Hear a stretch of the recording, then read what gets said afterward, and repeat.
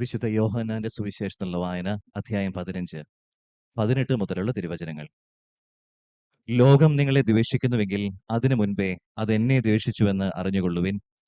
നിങ്ങൾ ലോകത്തിൻ്റെതായിരുന്നുവെങ്കിൽ ലോകം സ്വന്തമാക്കിയതിനെ സ്നേഹിക്കുമായിരുന്നു. എന്നാൽ നിങ്ങൾ ലോകത്തിൻ്റെതല്ലാത്തതുകൊണ്ട് ഞാൻ നിങ്ങളെ ലോകത്തിൽ നിന്ന് തിരഞ്ഞെടുത്തതുകൊണ്ട് ലോകം നിങ്ങളെ ദ്വേഷിക്കുന്നു. ദാസൻ യജമാനനേക്കാൾ വലിയവനല്ല എന്ന് ഞാൻ നിങ്ങളോട് പറഞ്ഞ വചനം ഓർമ്മിക്കുവിൻ. അവർ എന്നെ പീഡിപ്പിച്ചുവെങ്കിൽ നിങ്ങളെയും പീഡിപ്പിക്കും. അവർ എന്റെ വചനം പാലിച്ചുവെങ്കിൽ നിങ്ങളുടേതും പാലിക്കും. എന്നാൽ എന്റെ നാമം മൂലം അവർ ഇതെല്ലാം നിങ്ങളോട് ചെയ്യും. കാരണം എന്നെ അയച്ചവനെ അവർ അറിയുന്നില്ല. ഞാൻ വന്ന് അവരോട് സംസാരിച്ചിരുന്നുവെങ്കിൽ അവർക്ക് പാപമുണ്ടാകുമായിരുന്നില്ല. എന്നാൽ ഇപ്പോൾ അവരുടെ പാപത്തെക്കുറിച്ച് അവർക്ക് ഒഴികഴിവില്ല. കർത്താവായ യേശുവേ, ഞങ്ങളങ്ങേ ആരാധിക്കുകയും സ്തുതിക്കുകയും മഹത്വപ്പെടുത്തുകയും ചെയ്യുന്നു. ഈ സുവിശേഷ കൺവെൻഷനെ ഓർത്തും ഇത് ക്രമീകരിക്കുന്നവരെ ഓർത്തും ജീവന്തിയ തിരുമേനിമാരെ ഓർത്തും ഞങ്ങളുടെ വൈദികരെയും സന്യസ്തരെയും ഞങ്ങളുടെ ഓരോ ഇടവകകളെയും കുടുംബങ്ങളെയും ഓർത്ത് ഞങ്ങൾ നന്ദി പറയുന്നു. ഞങ്ങളെ ഓരോരുത്തരെയും സ്നേഹത്തിന്റെ കൂട്ടായ്മയിൽ അങ്ങ് വളർത്തുകയും ഞങ്ങൾക്ക് ആവശ്യമായ സകല കൃപകളും അങ്ങ് സമൃദ്ധമായി ചൊരിയുകയും ചെയ്യണമേ. ഈ വചന പ്രഘോഷണത്തിന്റെ ഈ മണിക്കൂറിലേക്ക് പരിശുദ്ധാത്മാവിനെ അയക്കുകയും പരിശുദ്ധാത്മാവിന്റെ കൃപകളാലും ദാനങ്ങളാലും ഞങ്ങളെ ഓരോരുത്തരെയും നിറയ്ക്കുകയും ചെയ്യണമേ. പിതാവിന്റെയും പുത്രന്റെയും പരിശുദ്ധാത്മാവിന്റെയും നാമത്തിൽ ആമേൻ. ഒരു നിമിഷം ഇരിക്കാം, എല്ലാവർക്കും ഇരിക്കാം.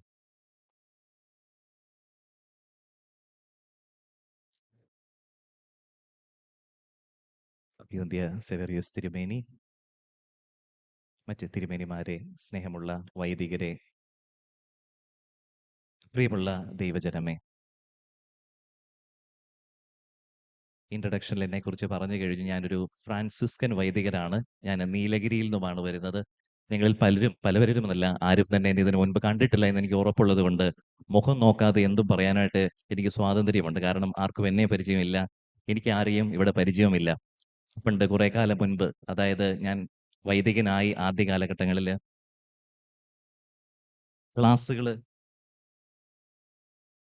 ക്ലാസ്സുകളൊക്കെ എടുക്കുവാനായിട്ട് പോകുമ്പോൾ ഞാൻ ഉദാഹരണങ്ങൾ സഹിതമാണ് വചനം വിശദീകരിച്ചു കൊടുത്തുകൊണ്ടിരുന്നത്. അപ്പോൾ ഒരിക്കലും ഒരു ഇടവകയിൽ അമ്മമാർക്ക് ക്ലാസ് എടുക്കുവാനായിട്ട് പോയി. അപ്പോൾ അമ്മമാർ ക്ലാസ് എടുക്കാൻ ചെയ്ത് കഴിഞ്ഞപ്പോൾ മറ്റു ദൂരെയുള്ള ഇടവകകളിലെ മോശം അമ്മമാരെ കുറിച്ചുള്ള മോശം ഉദാഹരണ സഹിതം ഞാൻ നല്ല അമ്മമാർക്ക് കഥകൾ വിവരിച്ചു കൊടുത്തു. നിങ്ങൾ അതുപോലെ മോശപ്പെട്ടു പോകരുത് കേട്ടോ. കഥയൊക്കെ പറഞ്ഞു വചന സന്ദേശം കഴിഞ്ഞ് പുറത്തിറങ്ങി കഴിഞ്ഞപ്പോൾ പല അമ്മമാരിങ്ങനെ പരിചയപ്പെടുവാനായിട്ട് വരുമല്ലോ. പലരും വന്നു. ഞാൻ നോക്കിയപ്പോൾ ഒരാൾ മാത്രം മുഖം കെറുപിച്ച് ഇങ്ങനെ നിൽക്കുകയാണ്, മുഖമൊക്കെ വീർപ്പിച്ചിട്ട്. ഞാൻ ചോദിച്ചു, സഹോദരി എന്ത് പറ്റി? അപ്പൊ എന്നോട് ചോദിച്ചു, എന്നെ കുറിച്ച് ആരാ അച്ഛന്റെ അടുത്ത് പറഞ്ഞു തന്നേന്ന് ചോദിച്ചു. എന്നെ കുറിച്ച് ആരാണ് അച്ഛന്റെ അടുത്ത് പറഞ്ഞു? ഞാൻ ഈശോ പറഞ്ഞതുപോലെ, സഹോദരി സ്ത്രീയെ, എനിക്കും നിനക്കും എന്ത്? ഞാൻ നിന്നെ അറിയുന്നുകൂടെ ഇല്ലല്ലോ. അപ്പോൾ പറഞ്ഞു, അല്ലല്ല, എന്നെ കുറിച്ച് ആരാണ്ട്, ഇങ്ങനെയാണ് എന്നോട് മലയാളത്തിൽ പറഞ്ഞു, എന്നെ കുറിച്ച് ആരാണ്ട് അച്ഛന്റെ അടുത്ത് എഴുന്നള്ളിച്ച് തന്നിട്ടുണ്ടെന്ന് പറഞ്ഞു. ഞാൻ പറഞ്ഞു, ആരും ഒന്നും എഴുന്നള്ളിച്ച് തന്നിട്ടില്ല. ഞാൻ പൊതുവായ കാര്യങ്ങൾ പറഞ്ഞു. അത് സഹോദരിയുടെ ഹൃദയത്തിൽ സ്പർശിച്ചു, അത്രമാത്രം. പക്ഷെ അതിൽ ഞാനൊരു പാഠം പിടിച്ചു കേട്ടോ. എവിടെ പോയി കഴിഞ്ഞാലും സൂക്ഷിച്ച് സംസാരിക്കണം. കാരണം ചിലരുടെയൊക്കെ ഹൃദയത്തിൽ കൊണ്ടു കഴിഞ്ഞാൽ അവർ വിചാരിക്കും ഇതാരോ പറഞ്ഞ് പഠിച്ച് പിടിച്ചത് പോലെ ഉണ്ടല്ലോ എന്ന്. അപ്പോൾ അതിനുശേഷം, ആ ഒരു അനുഭവത്തിന് ശേഷം ഞാൻ എവിടെ പോയി കഴിഞ്ഞാലും, പ്രത്യേകിച്ചും ഒത്തിരിയധികം അമ്മമാരെ കാണുന്ന കൂട്ടായ്മയിൽ, ഞാൻ ഒരു പരസ്യവാചകം പറഞ്ഞിട്ടേ വചന സന്ദേശം ആരംഭിക്കത്തുള്ളൂ. എന്താണെന്ന് അറിയാമോ? നിങ്ങൾ കേൾക്കാൻ പോകുന്ന വചന സന്ദേശത്തിൽ പല കഥകളും കഥാപാത്രങ്ങളും ഉണ്ടായിരിക്കും. പക്ഷേ അത് ഈ പ്രദേശത്ത് ജീവിച്ചിരിക്കുന്നവരുമായോ ഇവിടെ നിന്ന് മരിച്ചുപോയവരുമായിട്ട് യാതൊരു സാദൃശ്യവും ഉണ്ടായിരിക്കുന്നതല്ല. ഇനി ഉണ്ടെങ്കിൽ തന്നെ അത് തികച്ചും യാദൃശ്ചികമായിരിക്കും കേട്ടോ. അതുകൊണ്ട് ആര് പറഞ്ഞേക്കുന്ന അച്ഛൻ എന്നെ കുറിച്ച് പറഞ്ഞു പഠിപ്പിച്ചു വിട്ടിരിക്കുക. ഓക്കെ, അപ്പോൾ നമുക്ക് വചന സന്ദേശം ആരംഭിക്കാം. ഇന്നലെ ഞങ്ങളുടെ ആശ്രമത്തിൽ എനിക്ക് സെമിനാരി കുട്ടികൾ എന്നോടൊപ്പമുണ്ട്. അവർക്ക് കുറച്ചൊക്കെ ഇംഗ്ലീഷ് അറിയാം. അപ്പോൾ ഞാൻ എവിടെ പോകുമ്പോഴും മക്കളോട് പറഞ്ഞിട്ട് പോകും, ഞാൻ ഇന്ന സ്ഥലത്ത് പോവുകയാണ്, നിങ്ങൾ എനിക്ക് വേണ്ടി പ്രാർത്ഥിക്കണം. കാരണം അവർ പ്രാർത്ഥിച്ചാൽ ഭയങ്കര ഒരു ശക്തിയാണ്. അപ്പോൾ ഞാൻ പറഞ്ഞു, ഞാൻ തിരുവല്ലയിൽ ഒരു കൺവെൻഷന് പോവുകയാണെന്ന് മാത്രമേ അവരോട് പറഞ്ഞുള്ളൂ. അപ്പോൾ ഞങ്ങളുടെ ആശ്രമത്തിൽ ഒരു മുതിർന്ന വൈദികൻ കുട്ടികളോട് ചോദിച്ചു, ശിവനച്ഛൻ എവിടെയാണ് നാളെ പോകുമെന്ന് പറഞ്ഞത്?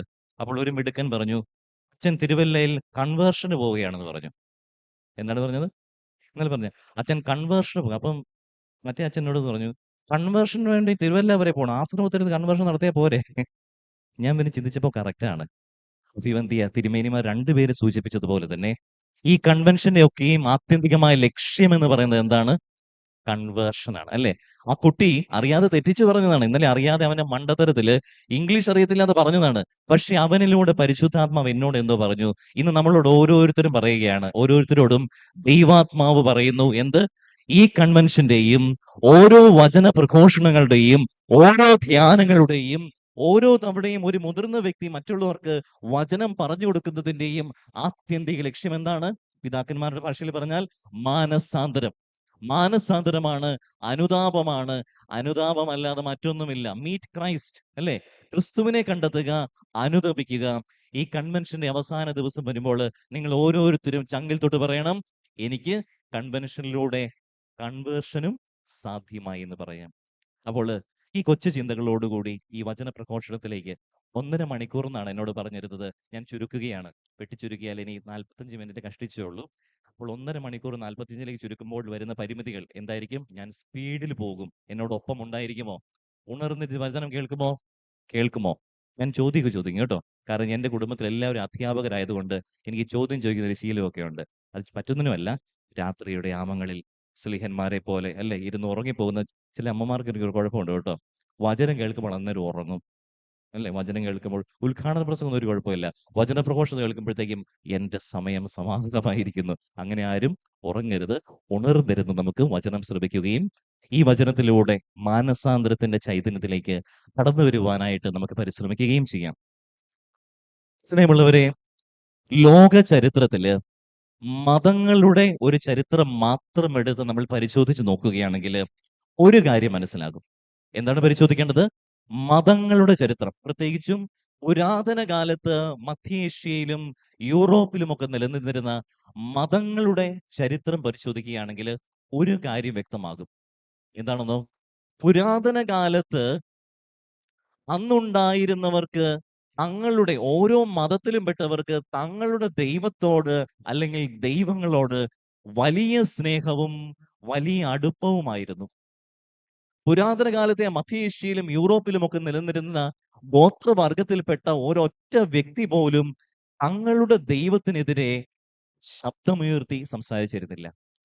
പുരാതന കാലത്ത് അത് അസീറിയന്മാരായിക്കൊള്ളട്ടെ, ബാബിലോൺകാരായിക്കൊള്ളട്ടെ, ഈജിപ്ഷ്യൻസ് ആയിക്കൊള്ളട്ടെ, ഗ്രീക്കുകാരായിക്കൊള്ളട്ടെ, റോമാക്കാരായിക്കൊള്ളട്ടെ, അവരുടെ ഒക്കെ ജനതകളുടെ ആ ഗോത്രങ്ങളുടെ ഒക്കെ ദൈവങ്ങളോട് അവർക്ക് വലിയ സ്നേഹവും വലിയ മതിപ്പുമായിരുന്നു. ഒരൊറ്റ ജനത മാത്രമാണ് തങ്ങളുടെ ദൈവത്തിനെതിരെ പിറുപിറുത്ത് സംസാരിച്ചത്. ഒരൊറ്റ ജനത മാത്രമാണ് തങ്ങളുടെ ദൈവത്തിനെതിരെ ശബ്ദമുയർത്തിയത്. ഒരൊറ്റ ജനത മാത്രമാണ് ലോക ചരിത്രം പരിശോധിച്ച് നോക്കുമ്പോൾ തങ്ങളുടെ ദൈവത്തോട് അത്ര സാറ്റിസ്ഫൈഡ് അല്ല, സംതൃപ്തിയോ ഇല്ലാതെ സംസാരിച്ചത്. ഏതാണ് ആ ജനത? ഉത്തരം പറയാമോ? ഏതാണ് ആ ജനത? ഇസ്രായേൽ. ചരിത്രം പരിശോധിച്ചാല് വളരെ വിചിത്രമായിട്ട് തോന്നിക്കും. മറ്റ് ജനതകളൊക്കെയും കല്ലിനെയും മണ്ണിനെയും ഒക്കെ പൂവിട്ട് ആരാധിച്ചപ്പോൾ ഇസ്രായേൽ ജനത്തിന് ലഭിച്ചത് ഏക സത്യദൈവമായ യാഹ്വേ ആയിരുന്നു. എന്നിട്ടും അവർ സംതൃപ്തരായിരുന്നില്ല. കല്ലിനെയും മണ്ണിനെയും നാമത്തെയും ഒക്കെ പ്രണയിച്ചവരും ആരാധിച്ചവരുമൊക്കെ തികച്ചും സംതൃപ്തരായിരുന്നു. പക്ഷേ ഏക സത്യദൈവത്തെ ആരാധിക്കുവാൻ കിട്ടിയവര്, ദൈവം പ്രത്യേകമാവിധം പേര് ചൊല്ലി വിളിച്ച് വേർതിരിച്ച ജനത്തിന് മാത്രം പ്രശ്നം. എന്താണ് അവർക്ക് പ്രശ്നം? പിറുപിറുപ്പ്. ദൈവത്തോട് അവർ എപ്പോഴും പിറുപിറുക്കുന്നു, ദൈവത്തോട് എപ്പോഴും പരാതിപ്പെടുന്നു, ദൈവത്തിനെതിരെ അവർ ശബ്ദമുയർത്തുന്നു. നമ്മൾ ഏതാനും വചനങ്ങൾ എടുത്ത് നമ്മൾ മനസ്സിലാക്കുകയാണ്. അതായത് ഈജിപ്തിലെ അടിമത്തത്തിൽ നിന്നും പുറപ്പാട് യാത്ര ആരംഭിച്ച ആ നിമിഷം മുതൽ, അവിടുന്ന് എപ്പോൾ ഇറങ്ങി തിരിച്ചോ സെയിം സെക്കൻഡ്, ആ നിമിഷം മുതൽ അവർ ദൈവത്തിനെതിരെ ശബ്ദമുയർത്തുവാനും പിറുപിറുക്കാനും തുടങ്ങി. ഉദാഹരണം, പുറപ്പാട് പുസ്തകം 16 അധ്യായത്തിന്റെ 2 മുതലുള്ള തിരുവചനങ്ങൾ. വചനം പറയുന്നു, മരുഭൂമിയിൽ വെച്ച് ഇസ്രായേൽ സമൂഹം ഒന്നടങ്കം മോശയ്ക്കും അഹ്റോനും എതിരായി പിറുപിറുത്തു. ഇസ്രായേൽക്കാർ അവരോട് പറഞ്ഞു, ഈജിപ്തിൽ ഇറച്ചി പാത്രത്തിനടുത്തിരുന്ന് തൃപ്തിയാവോളം അപ്പം തിന്നുകൊണ്ടിരുന്നപ്പോൾ കർത്താവിന്റെ കരത്താൽ കൊല്ലപ്പെട്ടിരുന്നെങ്കിൽ എത്രയോ നന്നായിരുന്നു. നോക്കിക്കേ, പഴയ അവരുടെ അടിമത്തമാണ് അവർക്ക് താല്പര്യം. അടിമത്തത്തിൽ നിന്നും ഏകസത്യ ദൈവവുമായി യാഹ്വേ അവരെ മോചിപ്പിച്ചു കൊണ്ടുവന്നപ്പോൾ അവർ പിറുപിറുക്കുന്നു. അവർ ദൈവത്തിനെതിരെയും ദൈവത്തിന്റെ ദൈവം അയച്ച അവരുടെ നേതാക്കന്മാരെയും അവർ തള്ളിപ്പറയുന്നു, അവർക്കെതിരെ സംസാരിക്കുന്നു. വീണ്ടും പുറപ്പാട് പുസ്തകം 14 അധ്യായത്തിന്റെ 9 മുതലുള്ള തിരുവചനത്തിൽ നമ്മൾ വീണ്ടും വായിക്കുന്നു. അവർ മോശയോട് ചോദിക്കുന്നു, 11 തിരുവചനത്തില്, ഈജിപ്തിൽ ശവക്കുഴികൾ ഇല്ലാഞ്ഞിട്ടാണോ നീ ഞങ്ങളെ മരുഭൂമിയിൽ കൊണ്ടുവന്ന് കൊല്ലുന്നത് എന്ന്. സ്നേഹമുള്ളവരെ, എത്ര തരം താഴ്ന്ന രീതിയിലാണ് അവർ അവരുടെ ദൈവത്തിനെതിരെ ശബ്ദമുയർത്തുന്നത് ചിന്തിച്ചു നോക്കുക. വെറുതെ പിറുപിറുക്കുകയല്ല ചെയ്യുന്നത്. ദൈവത്തെ അവർ ശപിക്കുന്നു, ദൈവത്തെ അവർ ശാസിക്കുന്നു, ദൈവത്തിനെതിരെ അവർ ശബ്ദമുയർത്തുന്നു. എന്നാൽ അസീറിയക്കാർക്ക് അവരുടെ ദൈവത്തോട് ഒരു കുഴപ്പമില്ലായിരുന്നു. നിങ്ങള് കാനനൈറ്റ് ദൈവമായ ബാൽ ദൈവത്തിനെ കുറിച്ച് കേട്ടിട്ടുണ്ട് ബൈബിളില്. എപ്പോഴെങ്കിലും കാനനൈറ്റുകാര് ബാലിനെതിരെ ശബ്ദമുയർത്തുന്നതായിട്ടോ ബാലിനെതിരെ പിറുപിറുക്കുന്നതായിട്ടോ നിങ്ങൾ കേൾക്കുന്നുണ്ടോ? ഇല്ല. ആഷൂറിനെതിരെയായിട്ട് അസീറിയന്മാര് പിറുപിറുക്കുന്നതായിട്ട് കേട്ടിട്ടുണ്ടോ? ഇല്ല. ഇറോസ് ദേവനെതിരായിട്ട് അല്ലെങ്കിൽ അഫ്രോഡൈറ്റ് ദേവനെതിരായിട്ട് ഗ്രീക്ക് സമുദായക്കാര് പിറുപിറുക്കുന്നത് നിങ്ങൾ കേട്ടിട്ടുണ്ടോ എവിടെയെങ്കിലും? ഇല്ല. ആരും ഒരു ദൈവത്തിനെതിരെ സ്വന്തം ദൈവത്തിനെതിരെ പിറുപിറുത്തിട്ടില്ല. സ്വന്തം ദൈവത്തോട് അവർക്ക് എന്തെന്നില്ലാത്ത മതിപ്പായിരുന്നു, എന്തെന്നില്ലാത്ത വാത്സല്യവും സ്നേഹവും ഒക്കെയായിരുന്നു. പിറുപിറുത്തതും ശപിച്ചതും ചീത്ത പറഞ്ഞതും ഒക്കെ ആരായിരുന്നു? ദൈവത്തിന്റെ തെരഞ്ഞെടുക്കപ്പെട്ട ജനം. പ്രിയമുള്ളവരെ, അവിടെ എന്താണ് സംഭവിക്കുന്നത്? ദൈവത്തിന് സ്വന്തം ജനത്തെ തിരഞ്ഞെടുത്തപ്പോൾ എന്തെങ്കിലും തെറ്റുപറ്റിപ്പോയോ? ഇസ്രായേൽ ജനത്തെക്കുറിച്ച് കൂടുതൽ വായിക്കുകയാണെങ്കിൽ നമുക്ക് മനസ്സിലാകും, ഇവർക്ക് സ്വന്തം ദൈവത്തെക്കുറിച്ച് വലിയ മതിപ്പില്ലായിരുന്നു, സ്വന്തം ദൈവത്തോട് പ്രതിബദ്ധതയും അനുസരണവും ഇല്ലായിരുന്നു എന്നത് മാത്രമല്ല, അവർക്ക് ഒരു പ്രശ്നം കൂടി ഉണ്ടായിരുന്നു. എന്താണെന്നറിയാമോ? മറ്റ് ദേശങ്ങളെ പോലെ അല്ലെങ്കിൽ മറ്റു ഗോത്രങ്ങളെ പോലെ ആകുവാനായിട്ട് അവർ അതിയായിട്ട് ആഗ്രഹിക്കുകയും ചെയ്തിരുന്നു. ഉദാഹരണത്തിന് എസെക്കിയേലിന്റെ പുസ്തകം 20 അധ്യായം 32 തിരുവചനത്തില് അവർ പറയുന്നുണ്ട്, മറ്റു ജനതകളെയും വിദേശ ഗോത്രങ്ങളെയും പോലെ കല്ലിനെയും മണ്ണിനെയും ഞങ്ങൾക്ക് ആരാധിക്കാൻ സാധിച്ചിരുന്നെങ്കിൽ. എന്ത് വലിയ ആഗ്രഹമാണെന്ന് ആലോചിച്ച് നോക്കിക്കേ. എന്ത് വലിയ ആഗ്രഹമാണ് അവരുടെ ഹൃദയത്തില്. ഏകസത്യ ദൈവം അവർക്ക് ഗിഫ്റ്റ് ആയിട്ട് സ്വയം വെളിപ്പെടുത്തി കൊടുക്കുകയാണ്. അവരുടെ ആഗ്രഹം എന്താണ്? കല്ലിനെയും മണ്ണിനെയും ആരാധിക്കണം. അതുപോലെ തന്നെ മറ്റ് രാഷ്ട്രങ്ങൾ, മറ്റ് ജനതകൾ എന്ത് ചെയ്യുന്നുവോ അതുപോലെ തന്നെ കോപ്പിയടിച്ച് ചെയ്യുവാനായിട്ടും ഇസ്രായേൽക്കാർക്ക് വലിയ താല്പര്യമായിരുന്നു. ഇതിന്റെ തെളിവാണ് 1 സാമുവേല് 8 അധ്യായം 5 തിരുവചനം നമ്മൾ കാണുന്നത്. എന്താണ് അവർ പറയുന്നത് അറിയാമോ? മറ്റ് ജനതകൾക്കുള്ളതുപോലെ കണ്ടോ, ഞങ്ങൾക്കും ആരെ വേണം? ഒരു രാജാവിനെ വേണം. ഇതിനൊക്കെ പച്ച മലയാളത്തിൽ പറഞ്ഞ് ഇതൊരു സൂക്കേട് കണ്ടോ. മലയാളികൾ നമ്മൾക്ക് ഇങ്ങനെ കൊച്ചു കൊച്ചു വാക്കുകൾ, ഇതൊക്കെ എന്ത് സൂക്കേടാണ്, എന്ത് രോഗമാണിത്. മറ്റു ജനതകൾക്കുള്ളത് ഞങ്ങൾക്ക് രാജാവിനെ വേണം, മറ്റു ജനതകൾക്കുള്ളത് പോലെ കല്ലിനെയും മണ്ണിനെയും ഞങ്ങൾക്ക് ആരാധിക്കണം. എന്നാൽ ഇതാ ഏക സത്യദൈവം സ്വയം വെളിപ്പെടുത്തി കൊടുത്തിട്ട് സ്വന്തം ദൈവത്തോട് മതിപ്പില്ല, സ്വന്തം ദൈവത്തോട് സ്നേഹമില്ല, തുടർച്ചയായിട്ട് പിറുപിറുത്തുകൊണ്ടിരിക്കുന്നു. തുടർച്ചയായിട്ട് ഏകസത്യ ദൈവമായ യാഹ്വേക്കെതിരെ അവർ ശബ്ദമുയർത്തിക്കൊണ്ടിരിക്കുന്നു. സ്നേഹമുള്ളവരെ, ഇതിനെ നമുക്കൊന്ന് വിശകലനം ചെയ്തു നോക്കാം. എന്താണ് യഥാർത്ഥത്തിലുള്ള പ്രശ്നം? ഇത് ദൈവത്തിന്റെ പ്രശ്നമാണോ? എന്ത് പറയുന്നു? ദൈവം മോശപ്പെട്ടവനായതുകൊണ്ടാണോ ഇസ്രായേൽ ജനം ഇങ്ങനെ പിറുപിറുക്കുന്നത്? ദൈവം ഒരു ടാസ്ക് മാസ്റ്റർ ആയതുകൊണ്ടാണോ ഒരുപക്ഷെ ഇസ്രായേൽ ജനത്തിന് ഈ ദൈവത്തോട് യാതൊരു താല്പര്യവുമില്ലാതെ പോയത്? അതോ ദൈവത്തിന്റെ ചോയ്സ്, ദൈവത്തിന്റെ തെരഞ്ഞെടുപ്പ് ഒരുപക്ഷെ തെറ്റിപ്പോയിട്ടുണ്ടോ? അല്ലേ? ഇത്രയും കഥ കേട്ടപ്പോൾ നിങ്ങൾക്ക് ഒരുപക്ഷെ തോന്നുന്നുണ്ടാവാം, എന്റെ ദൈവമേ, യാഹ്വേ ഏകതമ്പുരാനെ, ഈ ഇസ്രായേൽ ജനത്തിന് പകരം നീ പോയിട്ട് വല്ല അസീറിയക്കാരെയും വല്ല ഗ്രീക്ക് മതസ്ഥരെയും റോമാക്കാരെയും ഒക്കെ നീ തെരഞ്ഞെടുത്തിരുന്നെങ്കിൽ അവർ കൂടുതൽ വിധേയത്വത്തോടു കൂടി നിന്റെ മുൻപിൽ പെരുമാറിയേനെ. അല്ലെ? ഒരുപക്ഷെ അങ്ങനെ ചിന്തിച്ചു പോകാൻ സാധ്യതയുണ്ട്. പ്രിയമുള്ളവരെ, സത്യം എന്താണെന്നുള്ളത് കാത് തുറന്ന് കേൾക്കുക. ഇസ്രായേൽക്കാരുടെ പ്രശ്നമല്ലായിരുന്നു ഇത്. ദൈവത്തിന്റെയും പ്രശ്നമല്ലായിരുന്നു ഇത്. മറ്റ് സമുദായങ്ങൾ അല്ലെങ്കിൽ മറ്റ് ഗോത്രങ്ങൾ, ഞാൻ പറഞ്ഞ സമുദായങ്ങളൊക്കെയും, അത് അസീറിയക്കാരാവട്ടെ ഗ്രീക്കുകാരാകട്ടെ ആരുമായിക്കൊള്ളട്ടെ, അവർക്ക് ലാഭകരം അല്ലെങ്കിൽ സുഖകരം എന്ന് തോന്നിച്ചതിനെ അവർ ദൈവമായിട്ട് പരിഗണിച്ചു, ദൈവമായിട്ട് ആരാധിച്ചു. അത്രയേ ഉള്ളൂ സംഭവം. അവർക്ക് ലാഭകരമായി തോന്നിയതിനെ, മഴ അവർക്ക് ആവശ്യമാണ്, മഴയെ ആരാധിച്ചു. പ്രപഞ്ചത്തിലെ പല ശക്തികളോട് അവർക്ക് ഭയമായിരുന്നു, ഭീതിയായിരുന്നു, അതുകൊണ്ട് അവരെ ആരാധിച്ചു. ഇനി അത് മാത്രമല്ല, ജഡിക സുഖം നൽകുന്ന തരത്തിലുള്ള ദേവന്മാരും ദേവതകളും ഒക്കെ ഉണ്ടായിരുന്നു. കാമദേവൻ എന്നൊക്കെ കേട്ടിട്ടില്ലേ? ഉള്ള കാര്യമാണ്. ഗ്രീക്ക് സമുദായത്തില് കേട്ടിട്ടുണ്ടല്ലോ, ഇറോസ് ദൈവം, അഫ്രോഡൈറ്റ് ദൈവം, ഇവരൊക്കെയും ജഡികാസക്തിയുടെ, ലൈംഗികാസക്തിയുടെ പ്രതീകങ്ങളായ ദൈവങ്ങളായിരുന്നു, ദേവന്മാരായിരുന്നു. അപ്പോൾ അവരെയൊക്കെ ദൈവസ്ഥാനത്ത് സൃഷ്ടിച്ചത് ആരാണ്? ആ സമുദായത്തിൽപ്പെട്ടവർ തന്നെയാണ്. യഥാർത്ഥത്തിലുള്ള ദൈവങ്ങളൊന്നുമല്ല. ഈ വ്യാജദേവന്മാർ, കപടദേവന്മാരൊക്കെയും ആരുടെ സൃഷ്ടിയായിരുന്നു? ആ ജനത്തിന്റെ തന്നെ സൃഷ്ടിയായിരുന്നു.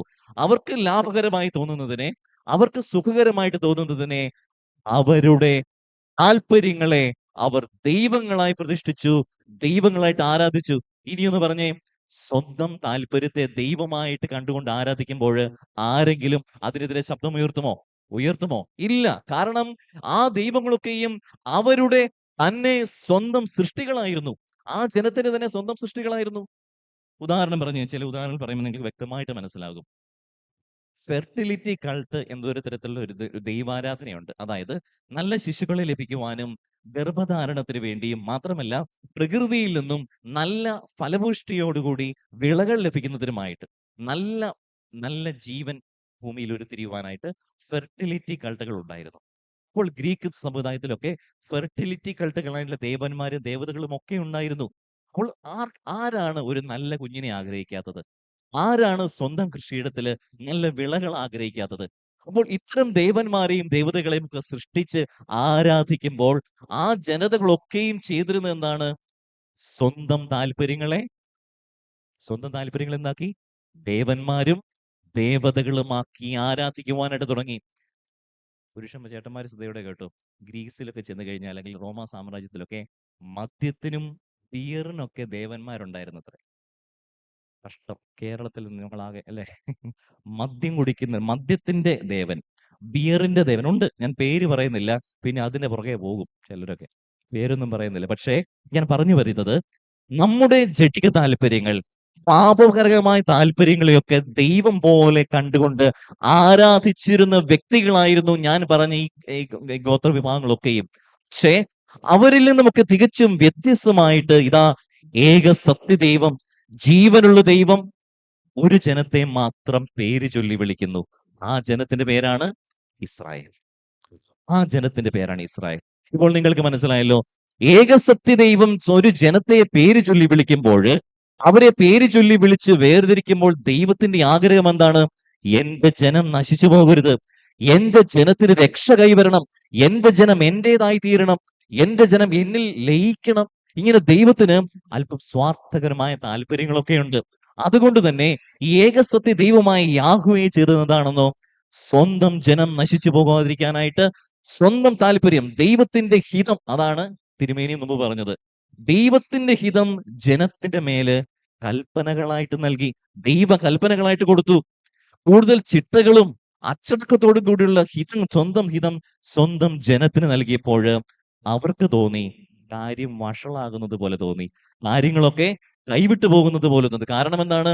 അവർ ചുറ്റും നോക്കിയപ്പോൾ ഇതാ കാമത്തെയും ജഡികാസക്തിയെയും മദ്യത്തിനെയും മയക്കുമരുന്നിനെയും ഒക്കെ പൂവിട്ട് ആരാധിച്ച് സ്വന്തം സ്വാർത്ഥ താല്പര്യങ്ങളെ ദൈവങ്ങളാക്കി വെക്കുന്നവര് ചുറ്റുവട്ടം എല്ലാവരും. ആരൊക്കെയാണ്? അസീറിയക്കാരും മറ്റു ഗോത്രങ്ങളും ഒക്കെ. ഇതാ ഞങ്ങൾക്ക് ചുറ്റും എന്തൊക്കെയാണ് കൽപ്പനകൾ? എന്നെ ആരാധിക്കണം, സാപത്താചരിക്കണം, മാതാപിതാക്കളെ ബഹുമാനിക്കണം, കൊല്ലരുത്, വ്യഭിചാരം ചെയ്യരുത്. അപ്പോൾ ഇസ്രായേൽ ജനത്തിന് എന്ത് തോന്നുന്നു? ഞങ്ങളുടെ ഹിതങ്ങൾ പണയപ്പെടുത്തപ്പെടുന്നുവോ? ഞങ്ങളുടെ ഹിതങ്ങൾക്ക് മേലെ ഇതാ ദൈവത്തിന്റെ ശക്തി ഒരു സ്വാധീനമായിട്ട് ചെലുത്തപ്പെടുന്നുവോ? ഞങ്ങളുടെ സ്വാതന്ത്ര്യം എവിടെ പോയി? അതുകൊണ്ട് തന്നെയാണ് പുറപ്പാട് യാത്രാമധ്യേ അവർ പറയുന്നത്, അവിടുത്തെ ഈജിപ്തിലെ അടിമത്തം തന്നെയായിരുന്നു ഇതാ ഈ ദൈവത്തിന്റെ അടിമത്തത്തെക്കാൾ ഭേദമെന്നവർ പറയുന്നു. സഹോദരങ്ങളെ, ഇവിടെ പറ്റുന്ന പ്രശ്നം എന്താണെന്നോ? ഇസ്രായേൽ ജനത്തെ സംബന്ധിച്ചിടത്തോളം സ്വന്തം താല്പര്യങ്ങളെ അവർക്ക് ദൈവമാക്കുവാനായിട്ട് സാധിക്കുന്നില്ല. സ്വന്തം ഹിതത്തെ അവർക്ക് പൂവിട്ട് ആരാധിക്കുവാനായിട്ട് സാധിക്കുന്നില്ല. അവർക്ക് ഒരൊറ്റ ദൈവമേ ഉള്ളൂ. ആ ദൈവത്തിന്റെ ഹിതമാണ് അവരുടെ മുൻപിൽ കൽപ്പനകളായിട്ട്, ചിട്ടകളായിട്ട് അവർക്ക് മുൻപിൽ നൽകപ്പെട്ടത്. അപ്പോഴാണ് അവർ പ്രതികരിക്കാൻ തുടങ്ങിയത്. അപ്പോഴാണ് അവർ പിറുപിറുക്കാൻ തുടങ്ങിയത്. അവർ തങ്ങളെ തന്നെ മറ്റ് ഗോത്രങ്ങളുമായിട്ട് താരതമ്യം ചെയ്തപ്പോൾ അവർക്ക് മനസ്സിലാകുന്നു, ഞങ്ങളുടെ സ്വാതന്ത്ര്യം നഷ്ടപ്പെട്ടിരിക്കുന്നു, ഞങ്ങൾ വീണ്ടും അടിമകളായിട്ട് മാറിക്കൊണ്ടിരിക്കുന്നു. സ്നേഹമുള്ളവരെ, പല ഗോത്രങ്ങളെ കുറിച്ച് ഞാനിപ്പോ പറയുകയായിരുന്നു അല്ലേ? ഓരോ ഗോത്രങ്ങളും ചെയ്തത് എന്തായിരുന്നു? ഓരോ ജനതകളും ചെയ്തത് എന്തായിരുന്നു? അവർ അവരുടെ ദൈവത്തെ അവർ തെരഞ്ഞെടുത്തു അല്ലേ? അവരുടെ ദൈവത്തെ അവര് തിരഞ്ഞെടുത്തു, അവര് പൂവിട്ട് ആരാധിക്കാൻ തുടങ്ങി. എന്നാൽ ഇസ്രായേലിന്റെ കാര്യം വ്യത്യസ്തമായിരുന്നു. ഇസ്രായേൽ ദൈവത്തെ തിരഞ്ഞെടുക്കുകയല്ല ചെയ്തത്, മറിച്ച് ദൈവം ഇസ്രായേലിനെ തിരഞ്ഞെടുക്കുകയായിരുന്നു ചെയ്തത്. സ്നേഹമുള്ളവരെ, ഒരുപക്ഷെ അത് സൂചിപ്പിക്കുവാനായിരിക്കാം നമ്മുടെ പൊന്നു തമ്പുരാനായ ഈശോ തമ്പുരാൻ യോഹന്നാന്റെ സുവിശേഷം 15-ാം അധ്യായം 16-ാം തിരുവചനത്തിൽ പറയുന്നത്, നിങ്ങൾ എന്നെ തിരഞ്ഞെടുക്കുകയല്ല ചെയ്തത്, ഞാൻ നിങ്ങളെ തിരഞ്ഞെടുക്കുകയാണ് ചെയ്തത്. പറഞ്ഞേ ഹല്ലേലൂയ. സ്വരമുയർത്തി പറഞ്ഞേ ഹല്ലേലൂയ. വലതുകരമുയർത്തി പറഞ്ഞേ ഹല്ലേലൂയ. നമുക്ക് വചനം ഒന്ന് റിപ്പീറ്റ് ചെയ്യാം. ഞാൻ പറയുന്നു, നിങ്ങൾ ഏറ്റു പറയുന്നു. പറഞ്ഞ യോഹന്നാൻ 15:16. നിങ്ങൾ എന്നെ തിരഞ്ഞെടുക്കുകയല്ല, ഞാൻ നിങ്ങളെ തിരഞ്ഞെടുക്കുകയാണ് ചെയ്തത്. കണ്ടോ? ഈ ഒരു വചനം എന്റെ സഹോദരങ്ങൾ നമ്മുടെ ഹൃദയങ്ങളിലേക്ക് ആഴ്ന്നിറങ്ങണം. പലപ്പോഴും നമ്മൾ നമ്മൾ നമ്മുടെ മതം ജീവിക്കുമ്പോൾ, അല്ലെങ്കിൽ നമ്മുടെ സഭാപരമായിട്ടുള്ള കാര്യങ്ങൾ ജീവിക്കുമ്പോൾ ഇവിടെ വലിയൊരു തെറ്റ് പറ്റും. നമ്മൾ ക്രിസ്തുവിനെ തിരഞ്ഞെടുത്തതുപോലെയുള്ള തരത്തിലുള്ള ജീവിതമാണ് പലപ്പോഴും. ഞാനാണ് ഈ സഭ സ്ഥാപിച്ചത്, എന്റെ ഹിതം നിറവേറണം, അല്ലെ? എന്റെ താല്പര്യങ്ങൾ നിറവേറണം, എന്റെ അജണ്ടകൾ നിറവേറണം, എന്റെ ഇഷ്ടങ്ങൾ നിറവേറണം, എന്റെ അഭീഷ്ടം നിറവേറണം. അല്ലെങ്കിൽ ഞാൻ പ്രതികരിക്കും, അല്ലെങ്കിൽ ഞാൻ പിറുപിറുക്കും, അല്ലെങ്കിൽ ഞാൻ മറുതലിച്ചു നിൽക്കും, അല്ലെങ്കിൽ ഞാൻ എല്ലാത്തിനെയും എതിർക്കും. അത് ഈശോ തമ്പുരാനായാലും ശരി, അഭിവൃദ്ധി തിരുമേനിമാരായാലും ശരി, വൈദികരായാലും ശരി, കൂട്ടായ്മകൾക്ക് നേതൃത്വം കൊടുക്കുന്ന ഏതൊരു വ്യക്തിയായാലും ശരി, എന്റെ ഹിതം എന്റെ സമൂഹത്തിൽ, എന്റെ സമുദായത്തിൽ, എന്റെ സഭയിൽ നിറവേറിയില്ലെങ്കിൽ ഞാൻ പിറുപിറുക്കും, ഞാൻ എതിർക്കും, ഞാൻ തള്ളിക്കളയും. ക്രിസ്തുവിനെയാണെങ്കിൽ ക്രിസ്തുവിനെ, മെത്രാന്മാരെയാണെങ്കിൽ മെത്രാന്മാരെ, ആരെയാണെങ്കിൽ അങ്ങനെ. എന്റെ ഹിതം നിറവേറുവോളം കാലം, എന്റെ ഇഷ്ടം നടക്കുവോളം കാലം, എന്റെ ജീവൻ പോയാലും സാരമില്ല, ഞാൻ എതിർക്കും. സ്നേഹമുള്ളവരെ, ഇന്ന് കേരളക്കരയിൽ അത് ഇന്ന് സഭയെന്നൊന്നുമില്ല. സീറോ മലബാറെന്നോ, ലത്തീനെന്നോ, ജ്ഞാനായെന്നോ, പെന്തക്കോസ് എന്നോ ഒരു സഭയുമില്ല. ക്രിസ്തുവിന്റെ ശരീരത്തെ മുറിപ്പെടുത്തുവാനായിട്ട് ഞാനും നിങ്ങളും അടങ്ങുന്ന വൈദികരും അൽമായ സഹോദരങ്ങളും തുനിഞ്ഞിറങ്ങുന്നതിനുള്ള ഒരൊറ്റ കാരണം എന്ന് പറയുന്നത് ഇതാണ്. എന്താണ്? താല്പര്യങ്ങൾ, സ്ഥാപിത താല്പര്യങ്ങൾ. എന്റെ താല്പര്യങ്ങൾ അതെന്റെ സഭയിൽ നിറവേറണം. ഞാനൊരു ഫ്രാൻസിസ്കൻ വൈദികനാണെന്ന് പറഞ്ഞു. ഞങ്ങൾക്ക് ദാരിദ്ര്യമുണ്ട്, ബ്രഹ്മചര്യമുണ്ട്, അനുസരണമുണ്ട്. പക്ഷേ അത് ഞാൻ എന്റെ ഇഷ്ടമുള്ള തലത്തിൽ ജീവിച്ചു കഴിഞ്ഞാല്, എന്റെ ഇഷ്ടമുള്ള തരത്തിൽ ഈ വ്രതങ്ങളെ ഞാൻ വളച്ചൊടിച്ചു കഴിഞ്ഞാല്, പിന്നെ ക്രിസ്തുവിന് എന്ത് പ്രസക്തി എന്നാണ് ഞാൻ ചോദിക്കുന്നത്. ഇസ്രായേലിൽ സംഭവിച്ച അതേ അമളി തന്നെയല്ലേ, അതേ തെറ്റ് തന്നെയല്ലേ ഞാനും ഇന്ന് ഈ ആധുനിക യുഗത്തിലും ആവർത്തിക്കുന്നതെന്ന് ഞാൻ അറിയാതെ ചിന്തിച്ചു പോവുകയാണ് ചെയ്യുന്നത്. പക്ഷേ ഇസ്രായേലിന് എന്നെക്കാളും, അല്ലെങ്കിൽ നമ്മൾ ആരേക്കാളും കുറച്ചുകൂടെ ബോധം ഉണ്ടായിരുന്നു ഇസ്രായേൽ ജനത്തിന്. ഞാൻ ഇസ്രായേലിനെ കുറിച്ച് ചീത്ത പറഞ്ഞുകൊണ്ടാണ് തുടങ്ങിയത്, അല്ലേ? ഇസ്രായേലിനെ കളിയാക്കിക്കൊണ്ടാണ് തുടങ്ങിയത്. ഇസ്രായേൽക്കാർ അവർക്ക് മറ്റു ദൈവങ്ങളെ ആരാധിക്കണമായിരുന്നു, കല്ലിനെയും മണ്ണിനെയും. ഇസ്രായേൽ ജനം, അന്നുള്ള ഇസ്രായേൽ ജനവും ഇന്നുള്ളവരും, അവർക്ക് ഒരു കാര്യം അറിയാം. അവരെ ദൈവം പ്രത്യേകം തിരഞ്ഞെടുത്ത് അവർക്ക് അറിയാം.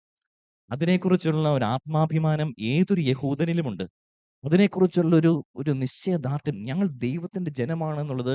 നിങ്ങൾ ഇസ്രായേലിൽ പോയി കഴിഞ്ഞാൽ, അല്ലെങ്കിൽ യഹൂദരുമായിട്ട് ഇന്ററാക്ട് ചെയ്യാൻ അവർക്ക് അമിതമായ ഒരു ആത്മവിശ്വാസമുണ്ട്. അമിതമായ ഒരു അവർക്ക് ഇന്നുമുണ്ട്, അന്നും ഉണ്ടായിരുന്നു. എങ്ങനെയാണ് അവർക്ക് മനസ്സിലായെന്നറിയാമോ?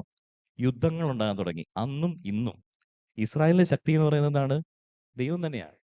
ദൈവം, നമ്മൾ പറയാം അവർക്ക് മിസൈലുണ്ട്, ബോംബുണ്ട്, അതൊക്കെ ഉണ്ടാക്കാനുള്ള തലച്ചോറ് വരെ കൊടുത്തത് ദൈവമാണെന്ന് അവർ ആഴ്ന്ന് വിശ്വസിക്കുന്നുണ്ട്. അവര് വലിയൊരു തിരിച്ചറിവാണ്. അപ്പോൾ അന്നുള്ള ഇസ്രായേൽ ജനം അവരാദ്യം നോക്കിക്കഴിഞ്ഞപ്പോൾ, ശരിയാണ്, അസിറിയന്മാർക്കും അവർക്കൊക്കെ കാമദേവന്മാരും മദ്യത്തിന്റെ ദേവന്മാരും ഇഷ്ടമുള്ള രീതിയിൽ അവർക്ക് ജീവിക്കാം. പക്ഷെ അവർക്ക് ഒരു കാര്യം മനസ്സിലായി, യുദ്ധം വന്നു കഴിഞ്ഞാൽ ഞങ്ങളുടെ ദൈവമായി ജയിക്കുന്നത്. കണ്ടോ? ഒരു പ്രതിസന്ധി ഉണ്ടായി കഴിയുമ്പോൾ, ഒരു തടസ്സം ഉണ്ടായി കഴിയുമ്പോൾ, ഒരു അവർ പ്രതിരോധത്തിൽ ആഴ്ന്നു കഴിയുമ്പോൾ, യഹോവേ എന്ന് വിളിച്ചു കഴിയുമ്പോൾ പെട്ടെന്ന് ഉത്തരം തരുന്നത് കല്ലും മണ്ണും വിഗ്രഹങ്ങളുമല്ല, ജീവനുള്ള ഏക സത്യദൈവമാണെന്ന് തിരിച്ചറിഞ്ഞപ്പോൾ ഇസ്രായേലിന് മനസ്സിലായി, ഈ ദൈവത്തിന് മുൻപിൽ അല്പം അടിമത്തമാണെങ്കിലും കുഴപ്പമൊന്നുമില്ല, ഞങ്ങൾ നിന്നു കൊടുക്കും, സന്തോഷത്തോടു കൂടി നിന്ന് നിൽക്കും. കാരണം ഈ ദൈവത്തിന് മാത്രമാണ് വിജയം കൈവരിക്കുവാനായിട്ട് സാധിക്കുന്നത്. ഈ ദൈവത്തിന് മാത്രമാണ് മറ്റ് ജനതകളെ മുട്ടുമടക്കിപ്പിക്കുവാനായിട്ട് സാധിക്കുന്നത്. ഞങ്ങൾക്ക് ഈ ദൈവത്തെ ആരാധിക്കുമ്പോൾ, ഈ ദൈവത്തിൽ ഉറച്ചു വിശ്വസിക്കുമ്പോൾ ഞങ്ങൾക്ക് പരാജയമില്ല. നിങ്ങൾ ദാവീദ് രാജാവിന്റെ ജീവിതം നമുക്ക് പരിശോധിച്ച് നോക്കുകയാണെങ്കിൽ മനസ്സിലാകും. ഓരോ യുദ്ധത്തിന് പോകുമ്പോഴും ദാവീദ് എന്ത് ചെയ്യുമായിരുന്നു? എന്റെ കർത്താവേ, ദൈവമേ, യാഹ്വേ എന്ന് വിളിച്ച് കരം തുറന്നു പിടിച്ച് പ്രാർത്ഥിക്കുമായിരുന്നു. അഹരോൻ പ്രാർത്ഥിക്കുമായിരുന്നു. ഇസ്രായേലിലെ നേതാക്കന്മാരൊക്കെയും പ്രാർത്ഥിക്കുമായിരുന്നു. ദൈവത്തിന്റെ മുൻപിൽ മുട്ടുമടക്കിയെങ്കിൽ അങ്ങനെ, കരം തുറന്നെങ്കിൽ അങ്ങനെ, ഓരോ യുദ്ധങ്ങളെയും ഓരോ പ്രതിസന്ധികളെയും അവർ തരണം ചെയ്തത് സ്വന്തം താല്പര്യങ്ങളെ ദൈവത്തിന്റെ മുൻപിൽ മുട്ടുമടക്കിക്കൊണ്ട് തന്നെയാണ്. മുട്ടുമടക്കിക്കൊണ്ട് തന്നെയാണ് അവർ ഓരോന്നും ഓരോ വിജയങ്ങളും കൈവരിച്ചത്. ഇന്ന് നമ്മുടെ കേരളക്കരയിൽ സഭകൾ പ്രതിസന്ധിയിലാഴുന്നതിന് കാരണം എന്താണ്? നമ്മൾ ഓരോരുത്തരും ദൈവം തമ്പുരാന്റെ മുൻപിൽ മുട്ടുമടക്കി പ്രാർത്ഥിക്കാത്തത് കൊണ്ട് തന്നെയാണ്. കരങ്ങൾ വിരിച്ച് പ്രാർത്ഥിക്കാത്തത് കൊണ്ട് തന്നെയാണ്. നമ്മൾ നെഗോസിയേഷൻ, ഡീലിങ്സ്, അങ്ങനെ പല പല രാഷ്ട്രീയപരമായ പൊളിറ്റിക്കൽ തന്ത്രങ്ങൾ ഫലിപ്പിച്ച് നോക്കുന്നുണ്ട് സഭയിലെ പ്രശ്നങ്ങൾ പരിഹരിക്കുവാനായിട്ട്. ഒന്നും ഫലിക്കുന്നില്ല എന്ന് മനസ്സിലാകുമ്പോൾ എന്റെ സഹോദരങ്ങളെ, ഇസ്രായേൽ ഒരു പാഠമായിട്ട് മാറട്ടെ. ദാവീദ് രാജാവ് ഒരു വലിയൊരു പാഠമായിട്ട് മാറട്ടെ. ഇവരുടെയൊക്കെ ജീവിതങ്ങളും ഇവരുടെയൊക്കെ പ്രാർത്ഥനാ ചൈതന്യവും പ്രാർത്ഥനാ രീതികളും പ്രാർത്ഥനാ മുറകളും ഒക്കെ നമുക്കൊരു അധ്യായമായിട്ട് മാറട്ടെ. നമ്മുടെ നെഗോസിയേഷൻസ്, നമ്മുടെ രാഷ്ട്രീയ സ്വാധീനങ്ങൾ, നമ്മുടെ വാക്ചാതുരി, അതൊന്നുമല്ല നമ്മുടെ സഭയ്ക്കും നമ്മുടെ സമൂഹത്തിനും വിജയം നേടിത്തരുന്നത്. മറിച്ചോ തമ്പുരാന്റെ മുൻപില് മുട്ടുമടക്കിക്കൊണ്ട് പിതാക്കന്മാരെ പറഞ്ഞതുപോലെ ഉപവസിച്ചുകൊണ്ട്, ദൈവമേ ഞങ്ങൾക്ക് നീയല്ലാതെ മറ്റാരുമില്ല, ഞങ്ങളുടെ പ്രശ്നങ്ങൾ പരിഹരിക്കണമേ എന്നുള്ള ഗാഠമായ പ്രാർത്ഥന, ഉപവസിച്ചുള്ള പ്രാർത്ഥന, കരങ്ങൾ വിരിച്ചു പിടിച്ചുകൊണ്ടുള്ള പ്രാർത്ഥന. ഇസ്രായേൽ അത് ചെയ്തു. ചെയ്ത സമയങ്ങളിലൊക്കെയും അവർക്ക് വിജയമുണ്ടായിരുന്നു. കേരളത്തിലെ സഭകളൊക്കെയും എന്നത് ചെയ്യുന്നുവോ അന്ന് സഭകൾക്ക് വിജയമുണ്ടായിരിക്കും, സഭകളിൽ കൂട്ടായ്മ ഉണ്ടായിരിക്കും, സഭകളിൽ സമാധാനം ഉണ്ടായിരിക്കും. അല്ലാത്തവണ്ണം പിളർപ്പ് തന്നെയായിരിക്കും നമ്മുടെ ഓരോരുത്തരുടെയും ചരിത്രം എന്ന് പറയാനായിട്ട് പോകുന്നത്. സ്നേഹമുള്ളവരെ, ഇസ്രായേൽ ദൈവത്തോട് ചേർന്ന് നിന്നു. പക്ഷെ അവർ പച്ചയായ മനുഷ്യരായിരുന്നു. പച്ചയായ മനുഷ്യരായിരുന്നു, നമ്മളെ പോലെയൊക്കെ തന്നെയായിരുന്നു. അവർക്ക് മനസ്സിലായി യുദ്ധമുള്ള സമയത്ത് ദൈവത്തോട് ചേർന്നില്ല, പക്ഷെ എപ്പോഴും വയറ് നിറയുന്നില്ല, ഇടയ്ക്കൊക്കെ ദാഹിക്കും, വെള്ളം കിട്ടുന്നില്ല, ഇറച്ചി കിട്ടുന്നില്ല. എവിടെയാ? മരുഭൂമിയിലാണേ. ജീവിതത്തിൽ സഹനങ്ങൾ ഉണ്ടായി, അവർക്ക് ബുദ്ധിമുട്ടുകൾ ഉണ്ടായി. എപ്പോഴും യുദ്ധം മാത്രമായിരുന്നില്ല അവരുടെ പ്രശ്നം കേട്ടോ. എപ്പോഴും യുദ്ധം പ്രതിസന്ധി മാത്രമല്ല. അപ്പോൾ അവർക്ക് മനസ്സിലായി ഈ യാഹോവയെ എപ്പോഴും ആശ്രയിച്ചിട്ട് കാര്യമില്ല, വല്ലപ്പോഴുമെങ്കിലും ഞങ്ങൾ മറ്റു മതസ്ഥരുണ്ടോ. വീണ്ടും ആദ്യത്തെ ചിന്തയാണ് അവർക്ക്, ഞങ്ങൾ എന്താണ്? മറ്റുള്ളവരെ പോലെയാണ്. കാരണം അവർക്ക് ഇഷ്ടമുള്ള രീതിയിൽ ജീവിക്കാം, വഴിവിട്ട ജീവിതം എന്തുമാകാം, ഞങ്ങൾക്കും വേണം ദൈവം. അവർ പറഞ്ഞു, സാമുവേൽ പ്രവാചകന്റെ പുസ്തകത്തിൽ പറയുന്നുണ്ട്, ഞങ്ങൾക്ക് രാജാവിനെ വേണം. ഇതേ നിയമാവർത്തന പുസ്തകത്തിൽ എത്തി കഴിഞ്ഞപ്പോഴത്തേക്കും 30-ാം അധ്യായത്തിൽ അവർ പറയുന്നു, ഞങ്ങൾക്ക് നിയമാവർത്തന പുറപ്പാട് പുസ്തകത്തിൽ തന്നെ പുറപ്പാട് 32-ാം അധ്യായത്തിൽ എത്തി കഴിയുമ്പോൾ അവർ പറഞ്ഞു, ഞങ്ങൾക്ക് ഇനി ഒരു ദൈവം കൂടെ വേണം. അവരെന്തിനെ നിർമ്മിച്ചു? എന്തിനെ നിർമ്മിച്ചു പ്രിയ സഹോദരങ്ങളെ? കാളക്കുട്ടി. വെറും കാളക്കുട്ടിയാണോ? സ്വർണം കൊണ്ടുള്ള കാളക്കുട്ടി. അവരുടെ അത്യാഗ്രഹങ്ങൾ, അവരുടെ മനസ്സിലെ അഭീഷ്ടങ്ങൾ എല്ലാം ഒരുക്കിയെടുത്ത് അവർ നിർമ്മിച്ച കാളക്കുട്ടി, പ്രിയമുള്ളവരെ, ഒരു വിഗ്രഹാരാധനയ്ക്ക് വേണ്ടി ദൈവകൽപ്പനകളുടെ പരസ്യമായ ലംഘനത്തിലേക്ക് അവരെ നയിച്ചു. ഇത് കണ്ട് മോശ ഇറങ്ങി വന്നിട്ട് കൽപ്പനകളുടെ തകിട് ഉടച്ചു കളയുന്നതായിട്ട് പോലും നമ്മൾ കാണുന്നുണ്ട്. അതായത് അവർ ദൈവകൽപ്പന പരസ്യമായി ലംഘിച്ചു എന്ന് കാണിക്കുവാനായിട്ട് 10 കൽപ്പനകളുടെ ആ ശിലകം മോശ ഉടച്ച് തകർത്തെറിയുന്നുണ്ട്. ഇനി എന്തിനാണ് കൽപ്പനകളുടെ ആവശ്യം? കാരണം 1-ാമത്തെ കൽപ്പന പോലും അവർ പരസ്യമായി ലംഘിച്ചു. പ്രിയമുള്ളവരെ, നമ്മൾ ഓരോരുത്തരുടെയും ജീവിതത്തിൽ പറ്റുന്ന ഇതാണ്. തിരുമേനിമാർ പറഞ്ഞതുപോലെ മാനസാന്തരമൊക്കെ ഉണ്ടാകുന്നുണ്ട് നമ്മുടെ ഓരോരുത്തരുടെയും ജീവിതത്തിൽ. 5 ദിവസത്തെ വചന പ്രഘോഷണം കഴിയുമ്പോൾ എല്ലാവർക്കും മാനസാന്തരമൊക്കെ ഉണ്ടാകും. പക്ഷേ പലതും മുൾച്ചെടികൾക്കിടയിലും റോഡ് സൈഡിലും ഒക്കെ വീണ വിത്ത് പോലെ താൽക്കാലികമായിട്ടുള്ള മാനസാന്തരമാണ്. ഒരുപക്ഷെ ഇന്ന് ഈ വചന പ്രഘോഷണം കഴിയുമ്പോൾ പരിശുദ്ധാത്മാവ് നിങ്ങളെ തോന്നിച്ചേക്കാം, എനിക്ക് മാനസാന്തരത്തിന്റെ കൃപ വേണം. പക്ഷെ ഏത് നിമിഷം നിങ്ങൾ ദൈവാത്മാവിനെ തള്ളിക്കളയുന്നുവോ, മറ്റ് വിഗ്രഹങ്ങൾക്ക് പിന്നാലെ, മറ്റ് സ്വർണ്ണ കാളക്കുട്ടികൾക്ക് പിന്നാലെ പോകുന്നുവോ, ആ നിമിഷം തുടങ്ങും നമ്മളുടെ തകർച്ചകൾ. ഇനി എന്താ ഈ സ്വർണ്ണ കാളക്കുട്ടി എന്നറിയാമോ? ഞാൻ എന്ത് പറഞ്ഞുകൊണ്ടാ വചന സന്ദേശം തുടങ്ങിയത്? താല്പര്യങ്ങൾ. സ്നേഹമുള്ളവരെ, ഈ പ്രപഞ്ചത്തിൽ താല്പര്യങ്ങളോളം വരുന്ന മറ്റ് വിഗ്രഹങ്ങളില്ല. ഈ പ്രപഞ്ചത്തിൽ സ്വാർത്ഥ താല്പര്യം, എന്റെ താല്പര്യങ്ങളോളം വരുന്ന മറ്റ് വിഗ്രഹാരാധനകളില്ല. പലരും പറയും, ഓ വിഗ്രഹം എന്നിലെ എന്താ പറയാ, സമ്പത്തിനോടുള്ള കൊതിയാണ്, ലക്ഷറിയോടുള്ള കൊതിയാണ്, അല്ലെങ്കിൽ ജഡത്തോടുള്ള താല്പര്യങ്ങളാണ് എന്നിലെ വിഗ്രഹ ആരാധന. ഞാൻ പറയും അതൊന്നുമല്ല. പണത്തോട് ആസക്തിയുള്ളവനെ കുറച്ചു കാലം കുറയും, ഒന്നുമില്ലെങ്കിൽ വാർദ്ധക്യം എത്തുമ്പോൾ കുറയും. ജഡത്തോടുള്ള ആസക്തികളും പലപ്പോഴും ഒക്കെ കുറയും. പക്ഷേ സ്വന്തം താല്പര്യങ്ങളെ സ്ഥാപിക്കുവാനുള്ള ആ ആസക്തി, സ്നേഹമുള്ളവരെ, നമ്മുടെ സഭയെയും സമൂഹത്തെയും ഇടവകയും എന്ന് മാത്രമല്ല കുടുംബ ജീവിതത്തെ പോലും പിച്ചി ചീന്തുന്ന തരത്തിലുള്ള താല്പര്യങ്ങളാണ് സ്വാർത്ഥ താല്പര്യങ്ങൾ എന്ന് പറയുന്നത്. അപ്പോൾ എന്താണ് സ്വർണം കൊണ്ടുള്ള കാളക്കുട്ടി എന്നറിയാമോ? നമ്മിലെ താല്പര്യങ്ങളാണ്, നമ്മിലെ ഇഷ്ടങ്ങളാണ്. ദൈവത്തിന്റെ താല്പര്യത്തിന് മേല് ഞാൻ പ്രതിഷ്ഠിക്കുന്ന എന്റെ താല്പര്യങ്ങൾ, എന്റെ സ്വാർത്ഥ താല്പര്യങ്ങൾ. ഈശോയിലേറെ സ്നേഹമുള്ളവരെ, മതാത്മകത അല്ലെങ്കിൽ മതവിശ്വാസം എന്ന് പറയുന്നത്, ശ്രദ്ധിച്ച് കേൾക്കണം, മതാത്മകത അല്ലെങ്കിൽ മതവിശ്വാസം എന്ന് പറയുന്നത് എന്റെ താല്പര്യങ്ങളെ ഇടവക സമൂഹത്തിന് മുൻപിൽ പൂവിട്ട് ആരാധിക്കുന്നതല്ല കേട്ടോ. എന്താ ഞാനീ പറഞ്ഞത്? എന്റെ ഇഷ്ടങ്ങളെയും എന്റെ താല്പര്യങ്ങളെയും ഒക്കെ ആ ഒരു ഭദ്രാസനത്തിലോ ഒരു ഇടവകയിലോ ഒക്കെ പൂവിട്ട് പ്രതിഷ്ഠിച്ച് ആരാധിക്കുന്നതല്ല മതാത്മകത, മതവിശ്വാസം എന്ന് പറയുന്നത്. മറിച്ച് മതവിശ്വാസം എന്താണ്? ദൈവത്തിന്റെ താല്പര്യങ്ങളെ എന്റേതായി കണ്ട് ആ ദൈവത്തെ, ഷെമ്മ ഇസ്രായേൽ, നിയമാവർത്തനം 6:4 പറയുന്നത് പോലെ ആ ദൈവത്തെ പൂർണ്ണ ഹൃദയത്തോടും പൂർണ്ണ ആത്മാവോടും പൂർണ്ണ ശക്തിയോടും കൂടി ആരാധിക്കുമ്പോഴാണ് അത് യഥാർത്ഥത്തിലുള്ള വിശ്വാസമായിട്ട് മാറുന്നത്. പക്ഷെ എന്തുകൊണ്ടോ നമ്മുടെ കേരളക്കരയില് ഇത് എല്ലാ സമുദായങ്ങളിലും ഈ ഒരു പ്രശ്നമുണ്ട്. വിഭാഗീയ ചിന്തകൾ, ഭിന്ന അഭിപ്രായങ്ങൾ. എന്റെ താല്പര്യം കേട്ടിട്ടില്ലെങ്കിൽ ഉടനെ ഞാൻ മറുതലിച്ചു നിൽക്കും, ഞാൻ എതിർത്ത് നിൽക്കും. എന്റെ കാളക്കുട്ടിയെയും കൊണ്ടാണ് ഞാൻ ഓരോ ദിവസവും പള്ളിയിൽ വരുന്നത്. എന്റെ സ്വർണ്ണ കാളക്കുട്ടിയുമായിട്ടാണ് ഞാൻ എന്റെ വീട്ടിൽ പോലും ജീവിക്കുന്നത്. എന്റേതായിട്ടുള്ള കാളക്കുട്ടി അത് എല്ലാവരുടെയും മുൻപിൽ പ്രതിഷ്ഠിച്ച് അതിനെ പൂവിട്ട് ആരാധിക്കുവാൻ ഞാൻ താല്പര്യപ്പെടുന്നു. അതിന് തടസ്സമായി നിൽക്കുന്നത് ആരുമായിക്കൊള്ളട്ടെ, ക്രിസ്തു ആണെങ്കിൽ ക്രിസ്തു, മെത്രാനാണെങ്കിൽ മെത്രാൻ, വൈദികനാണെങ്കിൽ വൈദികൻ, എല്ലാവർക്കും എതിരെ ഞാൻ പിറുപിറുക്കും, എല്ലാവരെയും ഞാൻ തള്ളി പറയുകയും ചെയ്യും. സ്നേഹമുള്ളവരെ, ഇസ്രായേൽ സ്വർണ്ണ കാളക്കുട്ടിയെ നിർമ്മിച്ചപ്പോൾ, ദൈവത്തിന്റെ ഹിതത്തെ മാറ്റി സ്വന്തം താല്പര്യത്തെ പ്രതിഷ്ഠിച്ചപ്പോൾ അവർക്ക് എന്ത് സംഭവിച്ചു എന്നത് വിവരിക്കുന്ന ഒരു വചനഭാഗം 1 കൊറിന്തോസ് 10-ാം അധ്യായത്തിലുണ്ട്. 1 കൊറിന്തോസ് 10-ാം അധ്യായത്തിന്റെ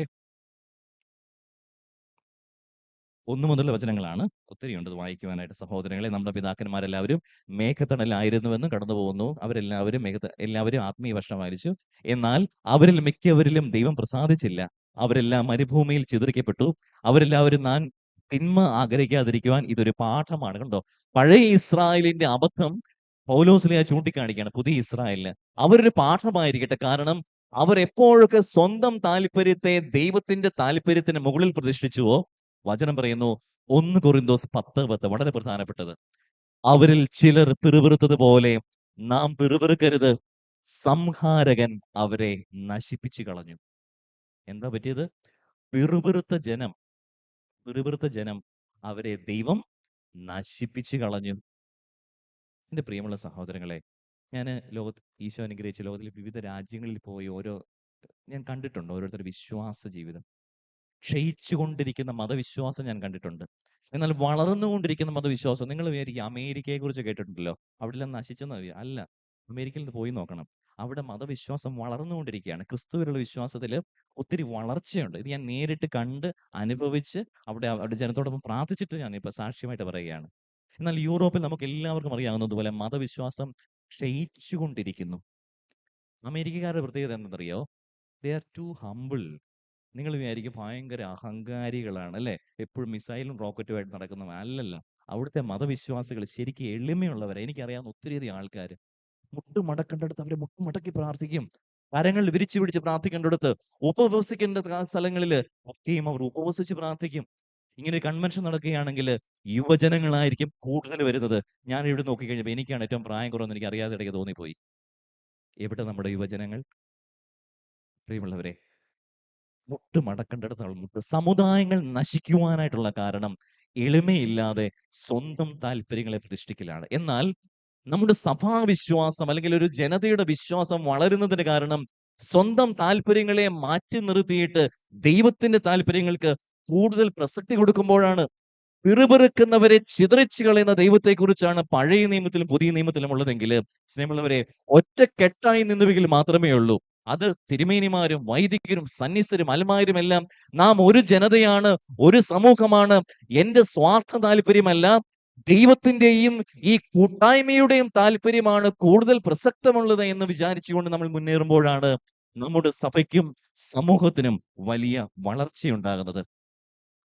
വിശേലറെ സ്നേഹമുള്ളവരെ, എങ്ങനെയാണ് ഈ സഭയ്ക്കുള്ളിൽ പ്രശ്നമുണ്ടാകുന്നറിയാം? സഭയ്ക്കുള്ളില് നമ്മുടെ സഭയില് തീർച്ചയായിട്ടും വിശുദ്ധ ഗ്രന്ഥമുണ്ട്. അതെല്ലാ സഭകൾക്കും എല്ലാവർക്കും വിശുദ്ധ ഗ്രന്ഥമുണ്ട്. ഇനി ഓരോ സഭകൾക്കും അതിൻ്റെതായ പാരമ്പര്യങ്ങളുമുണ്ട്, അല്ലേ? ലത്തീൻ പാരമ്പര്യത്തെക്കുറിച്ച് എനിക്കറിയാം. സീറോ മലബാർ പാരമ്പര്യത്തെക്കുറിച്ചും മലങ്കര പാരമ്പര്യത്തെക്കുറിച്ചും ക്നാനായ പാരമ്പര്യത്തെക്കുറിച്ചുമൊക്കെ നമ്മൾ കേൾക്കുന്നു, നമ്മൾ ജീവിക്കുന്നു. ബൈബിളിനോട് വലിയ കുഴപ്പമൊന്നുമില്ല നമുക്ക്, അല്ലേ? കുഴപ്പമൊന്നുമില്ല, അഡ്ജസ്റ്റ് ഒക്കെ ചെയ്ത് പോകാം. ഈ പാരമ്പര്യമാണ് പ്രശ്നം ഉണ്ടാക്കുന്നത്. സത്യമല്ലേ ഞാൻ പറയുന്നത്? പാരമ്പര്യമാണ് പ്രശ്നം ഉണ്ടാക്കുന്നത്. ഇതാരാ ഇതെങ്ങനെയാണോ നമ്മളങ്ങോട്ട് മസിൽ പിടിക്കാൻ തുടങ്ങും. ഇപ്പോൾ നമ്മളെല്ലാം വിചാരിക്കുന്നത് ഇപ്പോൾ ഇരിക്കുന്ന മെത്രാനച്ചന്മാരാണ് ഈ പാരമ്പര്യത്തിന്റെ ഒക്കെ കാരണം എന്ന് വിചാരിക്കും. അല്ലെങ്കിൽ അച്ഛന്മാരെ കുറിച്ച് ഇവന്മാരാണ് ഈ പ്രശ്നം എല്ലാം ഉണ്ടാക്കുന്നത്. ഞാൻ ഗാഠമായി ചിന്തിച്ചപ്പോൾ സീറോ മലബാർ സഭയെ കുറിച്ചാണ് കൂടുതൽ ചിന്തിച്ചത്. പക്ഷെ ഏത് സഭ എടുത്താലും ബൈബിളല്ല അവിടെ പ്രശ്നം, ക്രിസ്തുവല്ല അവിടെ പ്രശ്നം. ബൈബിളിനോടൊപ്പം ചേർത്ത് വെക്കപ്പെടുന്ന ട്രഡീഷൻ, പാരമ്പര്യം, അതാണ് പലർക്കും ഇന്ന് ഉൾക്കൊള്ളുവാനായിട്ട് സാധിക്കാതെ വരുന്നത്. സഹോദരങ്ങളെ ഓർക്കണം, ഈ പാരമ്പര്യങ്ങൾ എന്ന് പറയുന്നത് ഇന്നുള്ള തിരുമേനിമാരോ ഞങ്ങൾ വൈദികരോ ഒന്നും കണ്ടുപിടിച്ച് ജനത്തിന് മുൻപിൽ അവതരിപ്പിക്കുന്നതല്ല പാരമ്പര്യം എന്ന് പറയുന്നത്. ക്രിസ്തുവിനോടൊപ്പം തന്നെ ക്രിസ്തുവിന്റെ കാലഘട്ടം മുതൽ എഴുതപ്പെടാത്തതിനെയാണ് ഈ പാരമ്പര്യം എന്ന് നമ്മൾ പറയുന്നത്. എല്ലാ കാര്യങ്ങളും വചനത്തിൽ എഴുതിയിട്ടില്ല എന്ന് യോഹന്നാൻ ശ്ലീഹാതൻ നമ്മളെ പഠിപ്പിക്കുന്നുണ്ടല്ലോ, ഉണ്ടല്ലോ. അപ്പോൾ മറ്റു പലതും വചനത്തിൽ എഴുതപ്പെടാത്തതും നമ്മൾ വിശ്വസിക്കേണ്ടതും നമ്മൾ ആചരിക്കേണ്ടതുമായ പലതും പാരമ്പര്യങ്ങളായിട്ട്, തലമുറകളായിട്ട്, സഭാ പിതാക്കന്മാർ വഴിയായിട്ട്, വിശുദ്ധർ വഴിയായിട്ട്, അഭിവന്ദ്യ മെത്രാന്മാർ വഴിയായിട്ട്, വൈദികർ വഴിയായിട്ട്, എന്തിന് ആത്മായ സഹോദരർ വഴിയായിട്ട് കൈമാറി വരപ്പെട്ടിട്ടുണ്ട്. അതാണ് പാരമ്പര്യം എന്ന് പറയുന്നത്. പക്ഷെ ഇന്നുള്ള ഭിന്നതകളൊക്കെയും ഈ പാരമ്പര്യം എന്താണ് എന്ന് മനസ്സിലാക്കാത്തത്. അങ്ങോട്ട് തിരിയണോ ഇങ്ങോട്ട് തിരിയണോ കുർബാനയ്ക്ക് വലിയ തർക്കമാണ്. അങ്ങനെ പല കാര്യങ്ങളും എനിക്കറിയാവുന്ന മാത്രമേ എനിക്ക് ഉദാഹരണം പറയാൻ പറ്റത്തുള്ളൂ കേട്ടോ. അതുകൊണ്ട് മാത്രം പറഞ്ഞെന്നുള്ളേ ഉള്ളൂ. ഇത് പാരമ്പര്യത്തെക്കുറിച്ച്, അല്ലെങ്കിൽ പാരമ്പര്യത്തിന് വിശുദ്ധ ഗ്രന്ഥത്തോടൊപ്പം തന്നെ വരുന്ന പ്രസക്തിയുണ്ട് എന്ന് മനസ്സിലാക്കാത്തതുകൊണ്ടുള്ള പ്രശ്നമാണ്. എന്താണ് അപ്പോൾ പാരമ്പര്യം? തീർച്ചയായിട്ടും അതും ദൈവത്തിന്റെ ഹിതം തന്നെയാണ്. സഭയുടെ പാരമ്പര്യം, അത് ക്നാനായ പാരമ്പര്യമാകട്ടെ, ലത്തീൻ പാരമ്പര്യം എന്തുമാകട്ടെ, അതും ദൈവത്തിന്റെ ഹിതമാണ്. ഓരോ പാരമ്പര്യത്തിനും അതിൻ്റെതായ ചാരുതയുണ്ട്, അഴകുണ്ട്. ഓരോ പാരമ്പര്യത്തിനും അതിൻ്റെതായ കെട്ടുറപ്പുണ്ട്. ഓരോ പാരമ്പര്യത്തിനും അതിൻ്റെതായ ചിട്ടവട്ടങ്ങളുമുണ്ടെന്ന് എളിമയോടുകൂടി മനസ്സിലാക്കുകയും ഉൾക്കൊള്ളുകയും വചനത്തോടൊപ്പം തന്നെ പ്രസക്തിയോടുകൂടി അത് ജീവിക്കുകയും ചെയ്യുമ്പോഴാണ് വീണ്ടും നമ്മുടെ താല്പര്യങ്ങളൊക്കെ മാറ്റിവെച്ചിട്ട് നമ്മൾ ദൈവത്തിന്റെ താല്പര്യം, ദൈവത്തിന്റെ ഹിതം നമ്മൾ അറിയുന്നത്. ഞാൻ ചിലപ്പോൾ ചിന്തിക്കാറുണ്ട്, നമ്മുടെ കേരളക്കര മാത്രം എടുക്കുകയാണെങ്കിൽ ദൈവനാമത്തിൽ ഭിന്നിച്ചു നിൽക്കുന്ന ഒരൊറ്റ സമൂഹമേ ഉള്ളൂ. അത് നമ്മുടെ ക്രിസ്ത്യാനികളാണ്. ദൈവനാമത്തിൽ ഭിന്നിച്ചു നിൽക്കുന്ന ഒരൊറ്റ സമൂഹമേ ഉള്ളൂ, ഒരൊറ്റ റിലീജിയനേ ഉള്ളൂ, അത് ക്രൈസ്തവരാ. മറ്റുള്ളവരൊക്കെ നമുക്ക് വലിയൊരു ഒരു സാക്ഷ്യമായിട്ട് നിലകൊള്ളുകയാണ് ദൈവനാമത്തിൽ. പിന്നെ ഞാൻ ചിന്തിക്കും, സാരമില്ല, കാരണം എന്താണ്, ഇസ്രായേലിന് പറ്റി ഇതൊക്കെ തന്നെയായിരുന്നു. അവരും ദൈവനാമത്തിൽ അടിച്ച് പിരിഞ്ഞു നിൽക്കുകയായിരുന്നു. ആകെ പ്രശ്നമായിരുന്നു അവരുടെ ഇടയിൽ. ഇന്നും അവർ ചിന്തിക്കുകയാണ് എന്താണ് ദൈവികമായ വെളിപാടുകൾ എന്നൊക്കെ പറഞ്ഞു. എന്റെ സ്നേഹമുള്ളവരെ, പണ്ട് നിങ്ങൾ ബോറടിക്കുന്നുണ്ടോ കേട്ടിട്ട്? ഇല്ല. അത് ഈ സമയത്തിന്റെ ഈ 9 മണിയൊക്കെ ആകുമ്പോൾ ആർക്കാണെങ്കിലും ക്ഷീണമൊക്കെ ഉണ്ടാവും കേട്ടോ. പണ്ട് സഭയില് പാഷണ്ഡത എന്നൊരു സംഭവം ഉണ്ടായിരുന്നു, കേട്ടിട്ടുണ്ടല്ലോ. പാഷണ്ഡികളൊക്കെ ഉണ്ടായിരുന്നു. ഈ പാഷണ്ഡ് അല്ലെങ്കിൽ ഹെററ്റിക്സ് എന്ന് പറയുന്നത് നിങ്ങൾ ചിന്തിക്കരുത് അവർ വിവരദോഷികളായിരുന്നുവെന്നോ ബുദ്ധിയില്ലാത്തവരെയും ചിന്തിക്കരുത്. നല്ല അറിവും പാണ്ഡിത്യവും ഉള്ളവരായിരുന്നു ഈ പാഷണ്ഡികള്. പക്ഷെ എന്ത് സംഭവിച്ചു? അവരുടെ താല്പര്യത്തിനനുസരിച്ച് വിശുദ്ധ ഗ്രന്ഥവും സഭാ പാരമ്പര്യങ്ങളും അവർ വ്യാഖ്യാനിക്കാൻ തുടങ്ങി. അവരുടെ ഇഷ്ടങ്ങൾ അനുസരിച്ച് അവരുടെ കണ്ണുകളിൽ കൂടെ മാത്രം അവർ വിശുദ്ധ ഗ്രന്ഥവും ക്രിസ്തുവിനെ കുറിച്ചും പരിശുദ്ധ ത്രിത്വത്തെക്കുറിച്ചും ഒക്കെ അവർ വ്യാഖ്യാനിക്കാൻ തുടങ്ങി. അപ്പോൾ സഭ അവരോട് പറഞ്ഞു, നിങ്ങൾ ഞങ്ങളുടെ മക്കൾ തന്നെയാണ്, പക്ഷെ പറയുന്നത് തെറ്റിപ്പോകുന്നുണ്ട്. മക്കളെ, നിങ്ങളൊന്നും മാറ്റം വരുത്തണമെന്ന് ആരിയൂസിനോടും അപ്പോളിനാറിസിനോടും ഒക്കെ സഭ ആവശ്യപ്പെടുന്നുണ്ട്. പക്ഷേ അവരെന്ത് ചെയ്തു? മാറ്റം വരുത്താൻ തയ്യാറായിരുന്നോ? മാറ്റം വരുത്താൻ ഒരു വിട്ടുവീഴ്ചയ്ക്കും തയ്യാറായിരുന്നില്ല. ഒരു വിട്ടുവീഴ്ചയ്ക്കും ഞങ്ങൾ തയ്യാറായിരുന്നില്ല. നിങ്ങൾ ഞങ്ങളെ പാഷണ്ഡികൾ മുദ്രകുത്തിക്കുള്ളൂ, വി ആർ ഹെറിറ്റിക്സ്. പക്ഷെ ഞങ്ങൾ ചിന്തിക്കുന്നതാണ് സത്യം, ഞങ്ങൾ താല്പര്യപ്പെടുന്നതാണ് യഥാർത്ഥ താല്പര്യം. ദൈവത്തിന്റെ ഹിതമൊന്നും ഞങ്ങൾക്ക് അത് ബാധകമുള്ള കാര്യമൊന്നുമില്ല. ഞങ്ങൾ എങ്ങനെ ബൈബിൾ വായിക്കുന്നോ അത് ഇറ്റ് ഷുഡ് ബി ഇംപ്ലിമെന്റഡ്. അതാണ് സത്യം എന്ന് പറഞ്ഞിട്ട്, അപ്പൊ ഞാൻ പാഷണ്ഡികളെ കുറിച്ച് ഞാൻ ചിന്തിക്കുന്ന ഇപ്രകാരമാണ്. അവരുടെ തെറ്റ്, അവർ ബൈബിൾ തെറ്റായി വ്യാഖ്യാനിച്ചു, അല്ലെങ്കിൽ പരിശുദ്ധ ത്രിത്വത്തെക്കുറിച്ചും ക്രിസ്തുവിനെ കുറിച്ചും തെറ്റായി വ്യാഖ്യാനിച്ചു പഠിപ്പിച്ചു എന്നുള്ളതല്ലായിരുന്നു അവരുടെ ഏറ്റവും വലിയ തെറ്റ്. അവരുടെ ഏറ്റവും വലിയ പരാജയം എന്തായിരുന്നു അറിയാമോ? അവർ വിട്ടുവീഴ്ചയ്ക്ക് തയ്യാറല്ലായിരുന്നു. അതാണ് പ്രശ്നം. ബൈബിൾ ഇപ്പൊ എനിക്കാണെങ്കിലും ബൈബിൾ തെറ്റായി വ്യാഖ്യാനിച്ച് പഠിപ്പിക്കാൻ പറ്റും, അറിയാതെ. പക്ഷേ സഭ എന്നോട് പറയുകയാണെങ്കിൽ സോറി, ക്ഷമിക്കണം, ഞാൻ മാറ്റിപ്പിടിക്കും, അല്ലേ? ഒരു തെറ്റ് പറ്റിപ്പോയി, ഞാൻ ഉടനെ മാറ്റും. കാരണം പ്രത്യേകിച്ച് ഒരു ഫ്രാൻസിസ്കൻ വൈദ്യനായപ്പോൾ അസീസിയിലെ വിശുദ്ധ ഫ്രാൻസിസിനേക്കാളും വലിയ എളിമയോടുകൂടി എന്ത് തെറ്റ് ഞാൻ ഉടനെ സമ്മതിക്കും. വിട്ടുവീഴ്ചയ്ക്ക് നമ്മൾ തയ്യാറാകുമ്പോഴാണ് നമ്മുടെ സ്വർണ്ണ കാളക്കുട്ടികളെ നമുക്ക് ഉരുക്കിയെടുക്കാൻ സാധിക്കും, മാറ്റാനായിട്ട് സാധിക്കുകയുള്ളൂ. ഒന്ന് നമ്മൾ നോക്കിക്കേ, നമ്മുടെ സഭയില് ഈ ഭിന്നതകളെ കുറിച്ച് വീണ്ടും പറയുമ്പോൾ നമുക്ക് മനസ്സിലാക്കണം, നമ്മുടെ തെറ്റായ സ്വഭാവമോ സ്വഭാവ ദൂഷ്യമോ നമ്മുടെ പശ്ചാത്തലങ്ങളോ തെറ്റായ ബൈബിൾ പാരായണമോ വ്യാഖ്യാനങ്ങളോ ഒന്നും അല്ല പ്രശ്നം. സഭയിൽ നിന്ന് ഭിന്നതയ്ക്കുള്ള യഥാർത്ഥ പ്രശ്നം എന്താണ്? തെറ്റായ വ്യാഖ്യാനങ്ങളോടൊപ്പം തന്നെ വിട്ടുവീഴ്ചയ്ക്ക് നമ്മൾ തയ്യാറല്ല. I am not ready for any sort of reconciliation. ഞാൻ അനുദപിക്കുവാനായിട്ടും വിട്ടുവീഴ്ചകൾക്കും ഒന്നിനും ഞാൻ തയ്യാറല്ല. ഞാൻ മരിക്കുവോളം എന്റെ അഭിപ്രായത്തിൽ, എന്റെ താല്പര്യത്തിൽ ഞാൻ ഉറച്ചു നിൽക്കും. അത്രമാത്രം ധാർഷ്ട്യമാണ്. ഇതിനാണ് മലയാളത്തിൽ ധാർഷ്ട്യം എന്ന് പറയുന്നത്. ഇത് ക്രിസ്തുവിന് നിരക്കുന്നതല്ല, ഇത് മതവിശ്വാസത്തിന് നിരക്കുന്നതല്ല, ഇത് വിശ്വാസത്തിന് നിരക്കുന്നതല്ല. പ്രിയമുള്ളവരെ, ഇത് ഈ 21-ാം നൂറ്റാണ്ടിൽ ജീവിക്കുന്ന മലയാളികളായ ക്രൈസ്തവർക്ക് മാത്രം പറ്റുന്നൊരു അബദ്ധമാണ് ചിന്തിക്കരുത്. സുവിശേഷത്തിൽ ഇത്തരത്തിൽ ക്രിസ്തുവിന്റെ താല്പര്യത്തിനു മേൽ തങ്ങളുടെ താല്പര്യങ്ങൾ താല്പര്യങ്ങൾ കമിഴ്ത്തി വെക്കുവാനായിട്ട് വരുന്ന ചില വ്യക്തികളുണ്ട്. അതായത് ഈശോയെ പോലും ഒന്ന് വളച്ചൊടിക്കുവാനായിട്ട്, ഈശോയെ പോലും ഇൻഫ്ലുവൻസ് ചെയ്യാൻ. നമ്മൾ അങ്ങനെയല്ലേ ഇപ്പോൾ ചെയ്യുന്നത്? എന്തെങ്കിലും കാര്യമുണ്ടോ, തിരുമേനിയുടെ അടുത്തോ അല്ലെങ്കിൽ അച്ഛൻ്റെ അടുത്ത് പോയിട്ട് സ്വാധീനിക്കും. ഇൻഫ്ലുവൻസ്. എന്താണ് ഇൻഫ്ലുവൻസ് എന്ന് പറയുന്നത്? എന്റെ താല്പര്യം കൊണ്ടുപോയിട്ട് അടിച്ചേൽപ്പിക്കും. അതല്ല കേട്ടോ, ഞാൻ പറയുന്നതാണ് സത്യം എന്ന് പറഞ്ഞിട്ട് ഇൻഫ്ലുവൻസ് ചെയ്യും.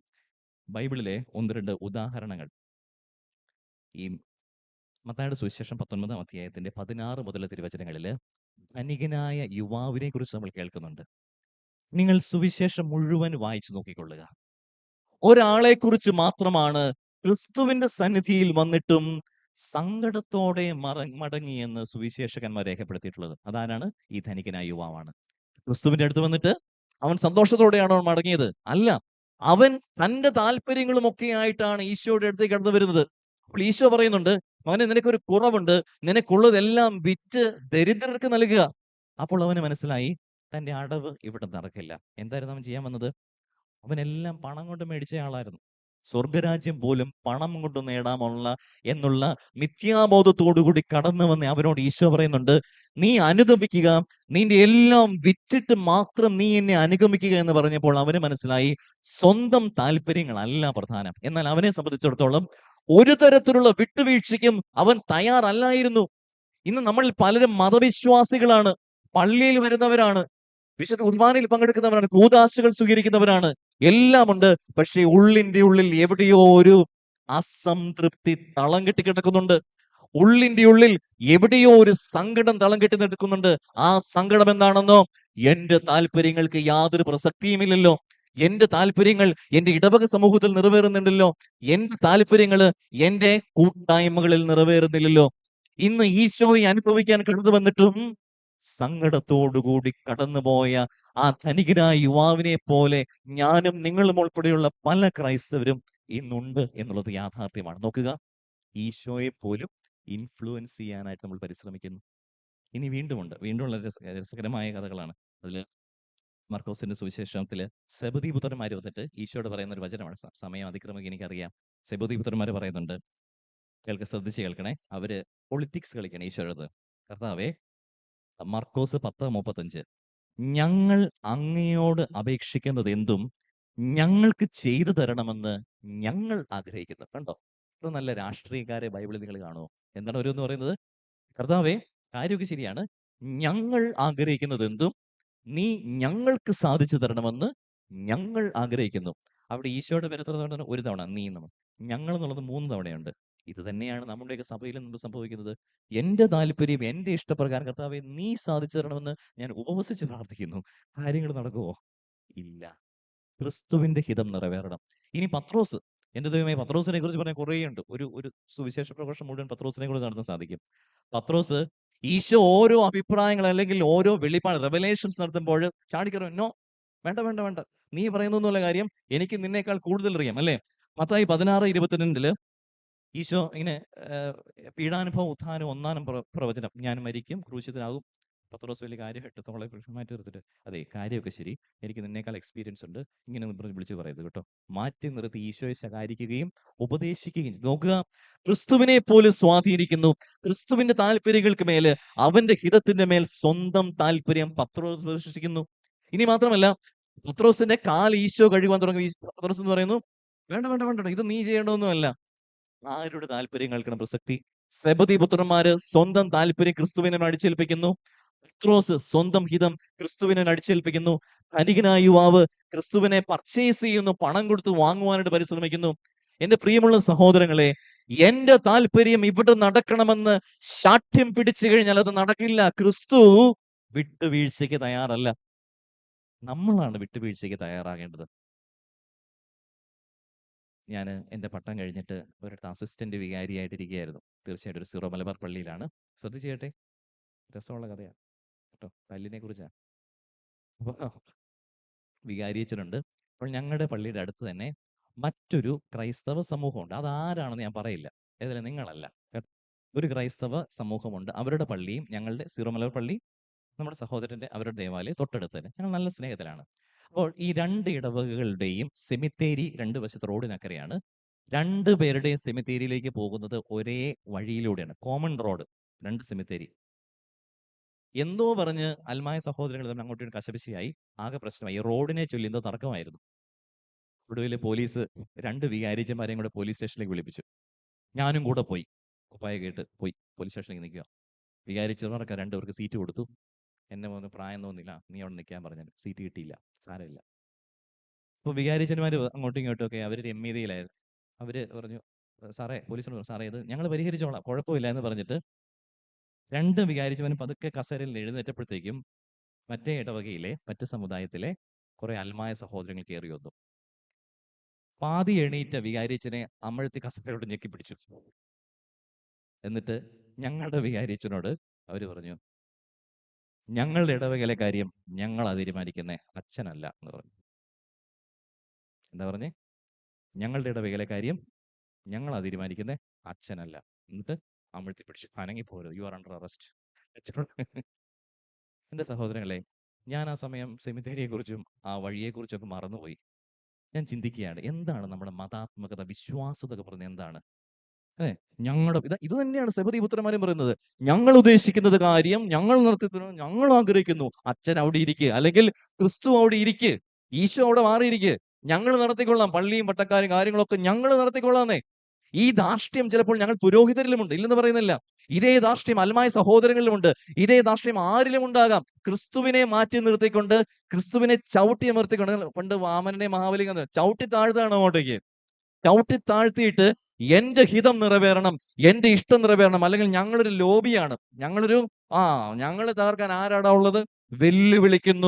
വെല്ലുവിളിക്കുന്നു. ഇത് സഭയെയോ മേൽപ്പട്ടക്കാരെയോ വൈദികരെയോ കൂട്ടായ്മയോ അല്ല വെല്ലുവിളിക്കുന്നത്. ഓർക്കണം, ത്രിത്വൈക ദൈവത്തെയാണ് നിങ്ങൾ വെല്ലുവിളിക്കുന്നത്. സൃഷ്ടാവായ ദൈവത്തെയാണ് നമ്മൾ വെല്ലുവിളിക്കുന്നത്. രക്ഷകനായ ദൈവത്തെയാണ് നമ്മൾ വെല്ലുവിളിക്കുന്നത്. ദൈവത്തിന്റെ താല്പര്യങ്ങൾ ചവിട്ടി താഴ്ത്തിക്കൊണ്ട്, അമർത്തി ഞെരുക്കിക്കൊണ്ട് നമ്മൾ പറയുന്നു, എന്റെ ഹിതം അത് നിറവേറണം. പ്രിയമുള്ളവരെ, ഭിന്നത അല്ലേ, ഭിന്നതയും പരസ്പര കലഹം ഉണ്ടാകാൻ ഇനി വേറെ കാരണം വല്ലതും വേണോ? വേണ്ട. അപ്പോ ഫിലിപ്പിയർക്ക് എഴുതപ്പെട്ട ലേഖനം 2-ാം അധ്യായത്തിന്റെ 2 മുതൽ 5 വരെ തിരുവചനങ്ങൾ, ഞാൻ മുഴുവൻ വായിക്കുന്നില്ല, പക്ഷേ 2-4 വളരെ പ്രസക്തിയുള്ള ഒരു വചനം. ഫിലിപ്പിയർ 2:4 വചനം പറയുന്നു, ഓരോരുത്തരും സ്വന്തം താല്പര്യം മാത്രം നോക്കിയാൽ പോരാ, മറിച്ച് മറ്റുള്ളവരുടെ താല്പര്യവും കൂടെ പരിഗണിക്കണം.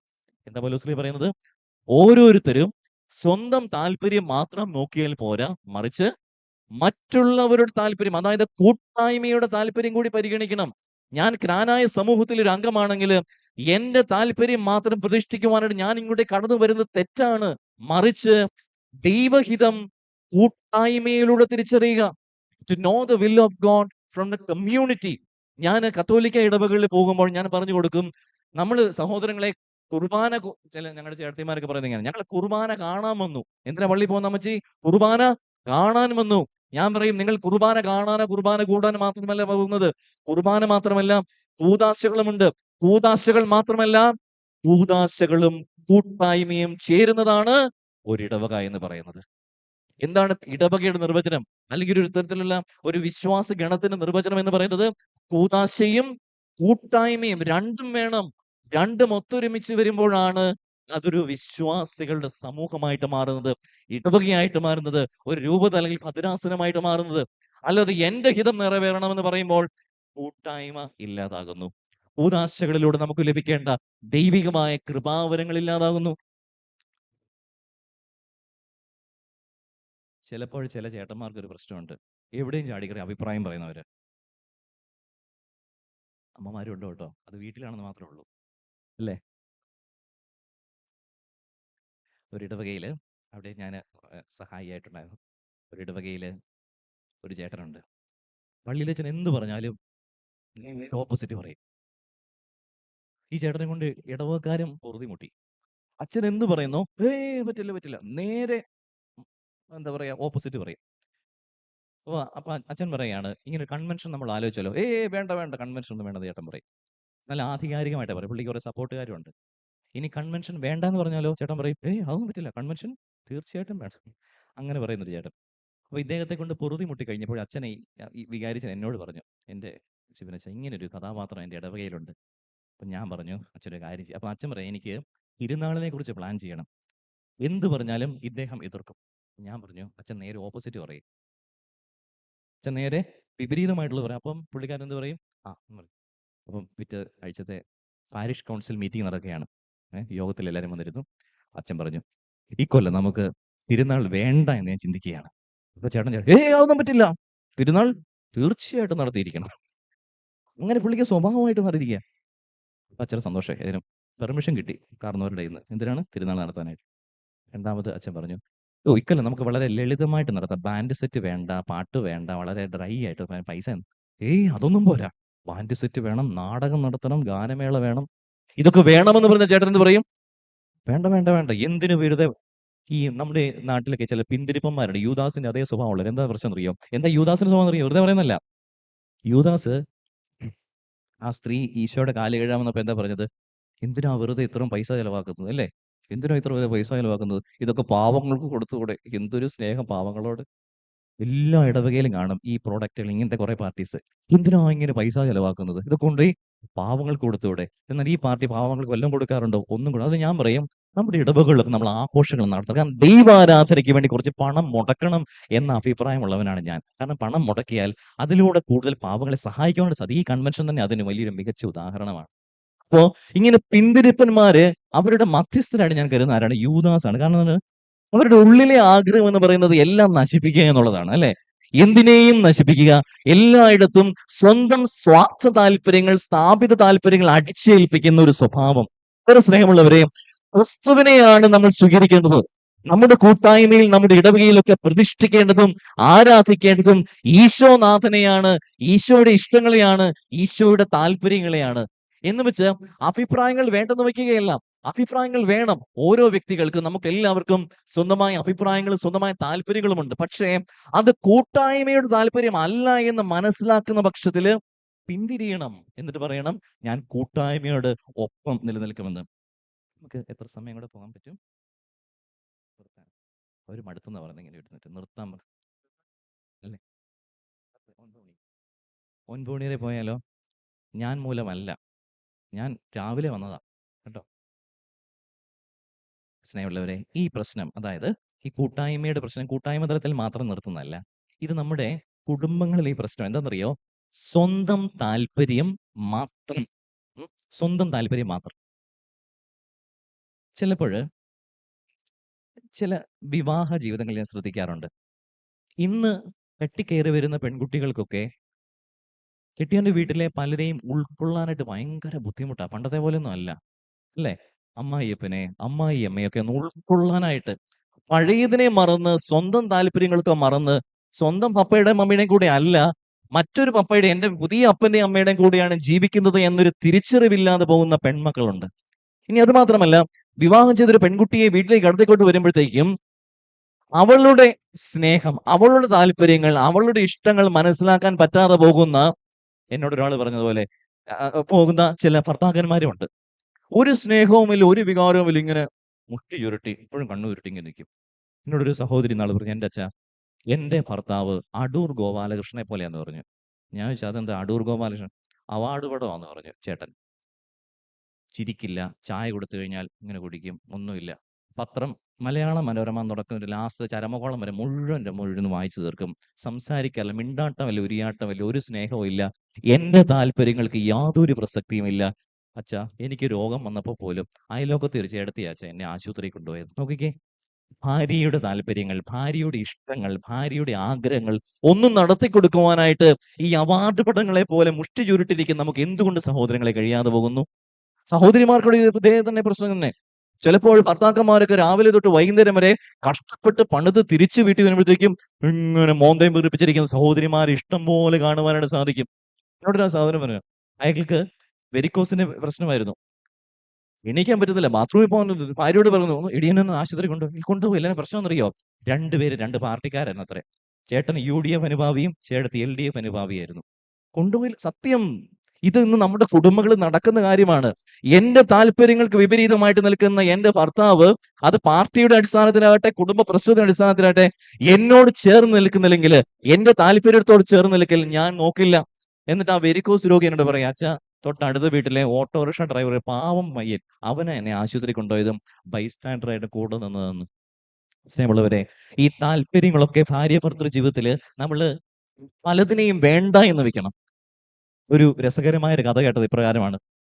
ഒരു പെൺകുട്ടി, അവൾക്ക് കുഞ്ഞുനാൾ തൊട്ട് അച്ഛനില്ലാതെ വളർന്നതാണ്. അവളുടെ എല്ലാ ആശ്രയവും എന്ന് പറയുന്നത് സ്വന്തം സഹോദരനായിരുന്നു, ചേട്ടൻ. സ്വന്തം സഹോദരനെ അവൾ കുഞ്ഞുനാൾ തൊട്ട് വിളിച്ചുകൊണ്ടിരുന്നത് കുഞ്ഞാഞ്ഞ എന്നായിരുന്നു. എന്താ വിളിച്ചോണ്ടിരുന്നത്? ഒന്ന് പറഞ്ഞേ, നിങ്ങൾ ഉറക്കം. കുഞ്ഞാഞ്ഞ എന്ന് വിളിച്ചോണ്ടിരുന്നു. ഇവള് വിവാഹത്തിന് ശേഷം കെട്ടിയോരോടല്ല ഇവൾക്ക് എപ്പോഴും കുഞ്ഞാഞ്ഞെ ഫോൺ വിളിക്കുക, കുഞ്ഞാഞ്ഞ എപ്പോഴും ഈ സഹോദരനെ കുറിച്ച് മാത്രം ചിന്ത. എന്നാലും ഭർത്താവ് നല്ലൊരു മനുഷ്യനായിരുന്നു കേട്ടോ. ഇവളെ ഇയാൾ ഒത്തിരി ഉൾക്കൊണ്ട് അയാൾക്ക് മനസ്സിലായി, സ്വന്തം അപ്പനില്ലാതെ സ്വന്തം സഹോദരനെ അപ്പച്ചന്റെ സ്ഥാനത്ത് കണ്ടുകൊണ്ട് വളർന്നതുകൊണ്ടാണ് ഇവൾക്ക് ഇങ്ങനെ. പക്ഷെ ഇവൾക്ക് ഒരു വിധത്തിലും കുഞ്ഞാഞ്ഞില്ലാതെ ജീവിക്കാനായിട്ട് പറ്റത്തില്ല.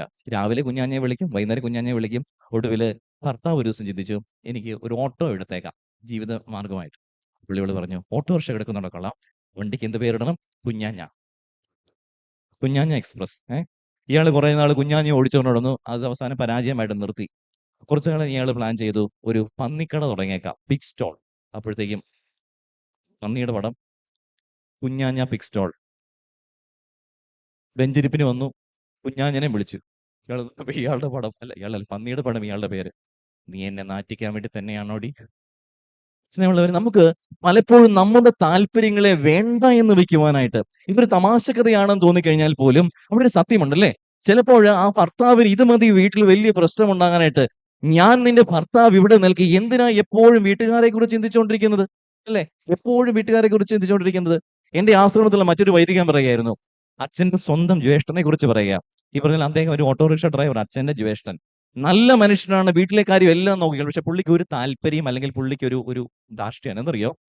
പുള്ളിയുടെ ഓട്ടോയിൽ ആര് കയറിയാലും പൈസ കൊടുക്കണം. അത് അപ്പനായാലും ശരി, അമ്മയായാലും ശരി, ആയാലും ശരി. സത്യം, കഴിഞ്ഞ ദിവസം കൂടെ അച്ഛൻ പറഞ്ഞു ചിരിക്കുകയായിരുന്നു. അച്ഛനെ അമ്മച്ചിയൊക്കെ ആശുപത്രി കൊണ്ട് എല്ലാ കാര്യം നോക്കും, പക്ഷെ ഓട്ടോറിക്ഷ കയറി പൈസ കൊടുക്കണം. ഞങ്ങളുടെ ഈ അച്ഛൻ പോലും വീട്ടിൽ പോയി കഴിഞ്ഞാൽ മുണ്ടക്കയം ബസ് സ്റ്റാൻഡിൽ ഇറങ്ങുമ്പോഴത്തേക്കും ആദ്യം ചേട്ടച്ചാരി വരുന്നു ഓട്ടോറിക്ഷയൊക്കെ ആയിട്ട്. അച്ഛൻ ഭയങ്കര വിരുദ്ധനാ. എല്ലായിടത്തും അച്ഛന്മാർ ഇച്ചിരി കുരുട്ടുബുദ്ധി കൂടുതലായിരിക്കും അല്ലേ, അൽമാരേക്കാളും. അച്ഛൻ എന്ത് ചെയ്യും? അച്ഛൻ വീട്ടിൽ ചെന്നിറങ്ങുമ്പോഴത്തേക്കും ബാഗ് എടുത്ത് അപ്പച്ച അമ്മച്ചി എന്ന് പറഞ്ഞിട്ട് പെട്ടെന്ന് പൈസ കൊടുക്കാതെ ചാടിപ്പോയി അപ്പച്ചനും അമ്മച്ചിക്ക് ഉമ്മയൊക്കെ കൊടുക്കും. അപ്പോഴത്തേക്കും ചേട്ടൻ അതിലും ബുദ്ധിമാനായിരുന്നു. പിറ്റേ തവണ അച്ഛന് ചെന്ന്, ഞാൻ ഇന്ന സമയത്ത് മുണ്ടക്കയത്ത് എത്തുന്നപ്പോൾ പറയും, ഞാനേ എൻ്റെ ഒരു കൂട്ടുകാരനെ ഓട്ടോ വിട്ടേക്കാം, അതിന് പോരാൻ പറഞ്ഞു. കണ്ടോ, നമ്മുടെ താല്പര്യങ്ങളുമായിട്ട് ഒന്ന് വിട്ടുപിടിക്കുവാൻ നമ്മൾക്ക് എന്ത് ചെയ്താല് സാധിക്കുന്നില്ല. ഏറെ സ്നേഹമുള്ളവരെ, ഇതൊക്കെ തമാശയുള്ള താല്പര്യം. പക്ഷെ ഇന്ന് വഴിവിട്ട താല്പര്യങ്ങൾ നമ്മുടെ കുടുംബ ജീവിതത്തെ തകർത്ത് കളയുന്നുണ്ട്.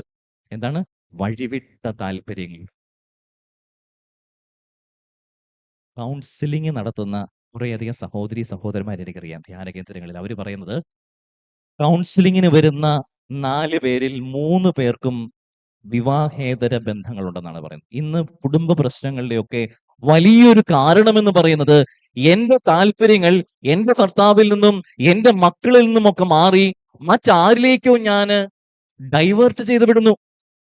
പോലീസുകാരിൽ നിന്ന് കേട്ടൊരു പ്രശ്നമാണ്, ഒരു വിഷയമാണ്. പോലീസുകാർ പറയാണ്, ഇന്ന് കേൾക്കുന്ന ഈ വിവാഹേതര ബന്ധങ്ങളിൽ കൂടുതലും ആരംഭിക്കുന്നത് എങ്ങനെയാണെന്ന് അറിയാമോ? നിങ്ങൾ ഒരു പക്ഷെ കേട്ട ചിരിക്കും. വാട്സപ്പ് ഗ്രൂപ്പുകൾ. എങ്ങനത്തെ വാട്സപ്പ് ഗ്രൂപ്പാണെന്ന് അറിയാമോ? ആ 10ാം ക്ലാസ്സിലെ പണ്ട് 1964 1984 ഒന്നിച്ച് പഠിച്ചവരുടെ വാട്സപ്പ് കൂട്ടായ്മ. നിങ്ങൾക്ക് അറിയത്തില്ലായിരിക്കും, പരീക്ഷിച്ച് നോക്കരുത്, വലിയ അപകടകാരിയാണ്. 10ാം ക്ലാസ്സിൽ പണ്ട് പഠിച്ചു എന്ന് പറയുന്നവരുടെ വാട്സപ്പ് കൂട്ടായ്മ, അതിലൂടെ വീണ്ടും പരിചയപ്പെടുന്നു. പഴയ വിരഹവേദന, പഴയ ഗാനങ്ങൾ, പഴയ എന്താ പറയാ ഓട്ടോഗ്രാഫിന്റെ ഓർമ്മക്കുറിപ്പുകൾ, ഇതൊക്കെയും അയവിറക്കിക്കൊണ്ട് പണ്ടത്തെ കവിതാക്കളൊക്കെ ഒന്നിക്കുന്നു. പ്രിയമുള്ളവരെ, ഇവിടെ നിന്ന് പറയുവാൻ പോലും എനിക്ക് ലജ്ജ തോന്നുന്ന തരത്തിലുള്ള സംഭാഷണങ്ങൾ, മെസ്സേജുകൾ കവിതാക്കളെ പോലെ 40ഉം 50ഉം 60ഉം വയസ്സായ മുതുക്കന്മാരും മുതുക്കിമാരും നടത്തുന്നു എന്നത് യുവജനങ്ങളെ പോലും അതിശയിപ്പിക്കുകയും ലജ്ജിപ്പിക്കുകയും ചെയ്യുന്ന തരത്തിലുള്ള കാര്യങ്ങളാണ്. ഉള്ള കാര്യമാണ് പറയുന്നത്. വാട്സപ്പ് ഗ്രൂപ്പുകളിലൂടെ പ്രണയം. കൗമാരക്കാരെ കുറിച്ചല്ല പറയുന്നത്. ആരെ കുറിച്ചാണ് പറയുന്നത്? മുതുക്കൻസ് ആൻഡ് മുതുക്കീസ്. അവരുടെ പ്രശ്നമാണ് ഇത് പറയുന്നത്. സ്നേഹമുള്ളവരെ, നമ്മുടെ താല്പര്യങ്ങൾ വഴിവിട്ട രീതിയിൽ പോകുമ്പോൾ സ്വന്തം ഭർത്താവ് ഒരു ഭാരമായിട്ട് മാറുന്നു. സ്വന്തം കുഞ്ഞ് ഒരു ഭാരമായിട്ട് മാറുന്നു. ഇപ്പോൾ കേൾക്കുന്നില്ലേ പ്രിയമുള്ള അമ്മമാരെ? കാത് തുറന്ന് കേട്ടുകൊള്ളുക. നിങ്ങൾ ആരും ചെയ്യുന്നില്ല എന്ന് ഉറപ്പുണ്ട്. എങ്കിലും ഞാൻ ഓർപ്പിക്കുകയാണ്, പണ്ട് കേരളത്തിൽ കേട്ടിട്ടുണ്ടോ ഏതെങ്കിലും ഒരു അമ്മ സ്വന്തം കുഞ്ഞിനെ തലക്കടിച്ചു കൊന്നു എവിടെയെങ്കിലും കേട്ടിട്ടുണ്ടോ? സ്വന്തം കുഞ്ഞിനെ എവിടെയെങ്കിലും ഉപേക്ഷിച്ചു പോയിന്ന്, റോഡ് സൈഡിൽ ഉപേക്ഷിച്ചു പോയെന്ന് കേട്ടിട്ടുണ്ടോ? ഏതെങ്കിലും പണ്ട് കാലത്ത് അല്ലെങ്കിൽ ലോകത്തിൽ എവിടെയെങ്കിലും ഒരു അമ്മ സ്വന്തം കുഞ്ഞിന് വിഷം കൊടുത്ത് കൊന്നിട്ട് കേട്ടിട്ടുണ്ടോ? ഇന്ന് കേരളക്കരയിൽ ഇതൊക്കെ കേൾക്കുന്നതിനുള്ള ഒരൊറ്റ കാരണം കാമം, കാമം, കാമം. ഇത് മാത്രം ഓർക്കണം. സ്നേഹവും കാമവും ഒന്നല്ല. നമുക്ക് അങ്ങനെ ഒരു തെറ്റിദ്ധാരണയുണ്ട്. ഇതെനിക്ക് ഒരാളോട് സ്നേഹം തോന്നുന്നതാണ്, എനിക്ക് പ്രണയം തോന്നുന്നതാണ്. സ്നേഹമുള്ളവരെ, സ്നേഹം വിശുദ്ധമാണ്, പ്രണയം വിശുദ്ധമാണ്. നിന്നെ വഴിതെറ്റിക്കുന്നതും തെറ്റായ താല്പര്യങ്ങളിലേക്ക് നിന്നെ നയിക്കുന്നതും കാമമാണ്, കാമാഗ്രഹമാണ്, കാമാസക്തിയാണ്. കാമാസക്തിക്ക് ഞാൻ അടിമപ്പെട്ട് കഴിയുമ്പോൾ, എന്റേതായ താല്പര്യങ്ങൾ കാമത്തിന് വേണ്ടി ഞാൻ വിട്ടുകൊടുക്കുമ്പോൾ, ഭാര്യയും ഭർത്താവും മക്കളുമൊക്കെ വലിയ ഭാരമായിട്ട് മാറുന്നു. ഇവിടെയാണ് ഗലാത്യക്കാർക്ക് എഴുതിയ ലേഖനം 6:2 പ്രസക്തി. വചനം പറയുന്നു, പരസ്പരം ഭാരങ്ങൾ വഹിച്ചുകൊണ്ട് ജീവിക്കുവിൻ, പരസ്പരം ഭാരങ്ങൾ വഹിച്ചുകൊണ്ട് ക്രിസ്തുവിന്റെ നിയമം പൂർത്തിയാക്കുവരെന്ന്. പ്രിയമുള്ളവരെ, ഈ വചന പ്രഭാഷണം ഇവിടെ അവസാനിക്കുമ്പോൾ ഞാനിങ്ങനെ താല്പര്യങ്ങളെക്കുറിച്ചും ഇഷ്ടങ്ങളെക്കുറിച്ചും എങ്ങനെയാണ് നമുക്ക് നല്ല രീതിയിലേക്ക് മാനസാന്തരത്തിലേക്ക് ഇത് നയിക്കാൻ സാധ്യമാകുന്നത് എങ്ങനെയാണ്? ഉത്തരം ഒന്നേ ഉള്ളൂ, പരിശുദ്ധാത്മാവിനെ വിളിച്ചു പ്രാർത്ഥിക്കുക. ഈ പരിശുദ്ധാത്മാവില്ലാതെ മാനസാന്തരം അസാധ്യമാണ്. പരിശുദ്ധാത്മാവില്ലാതെ ഒരു സുപ്രഭാതത്തിൽ പെട്ടെന്ന് ചാടി എഴുന്നേറ്റ് എന്റെ താല്പര്യങ്ങളെ മാറ്റിവെക്കാൻ എനിക്ക് സാധിക്കുകയില്ല. സ്നേഹമുള്ളവരെ, വചനം ശ്രദ്ധിച്ച് വായിക്കുകയാണെങ്കിൽ ഈ ഹിതത്തെക്കുറിച്ച്, അല്ലെങ്കിൽ എന്റെ ഹിതം അല്ല നിന്റെ ഹിതം നിറവേറട്ടെ എന്ന് പറയപ്പെടുന്ന പല വചനങ്ങളുണ്ട്. അത് പറയുന്ന വ്യക്തികളിൽ പരിശുദ്ധാത്മാവ് വന്ന് നിറയുന്ന നിമിഷത്തിലാണ് സ്വന്തം ഹിതം മാറ്റിവെച്ച് ദൈവത്തിന്റെ ഹിതം സ്വായത്തമാക്കുവാനായിട്ട് അവരെ കൊണ്ടൊക്കെ സാധിക്കുന്നത്. ഒന്ന് ചിന്തിച്ചു നോക്കി, ഏതൊക്കെയാണ് അത്തരം വചനങ്ങൾ? പരിശുദ്ധ അമ്മ പറയുന്നില്ലേ? പരിശുദ്ധ അമ്മ പറയുന്നത് എന്താണ്? ഇതാ കർത്താവിന്റെ ദാസി, നിന്റെ ഹിതം എന്നിൽ നിറവേറട്ടെ. കണ്ടോ?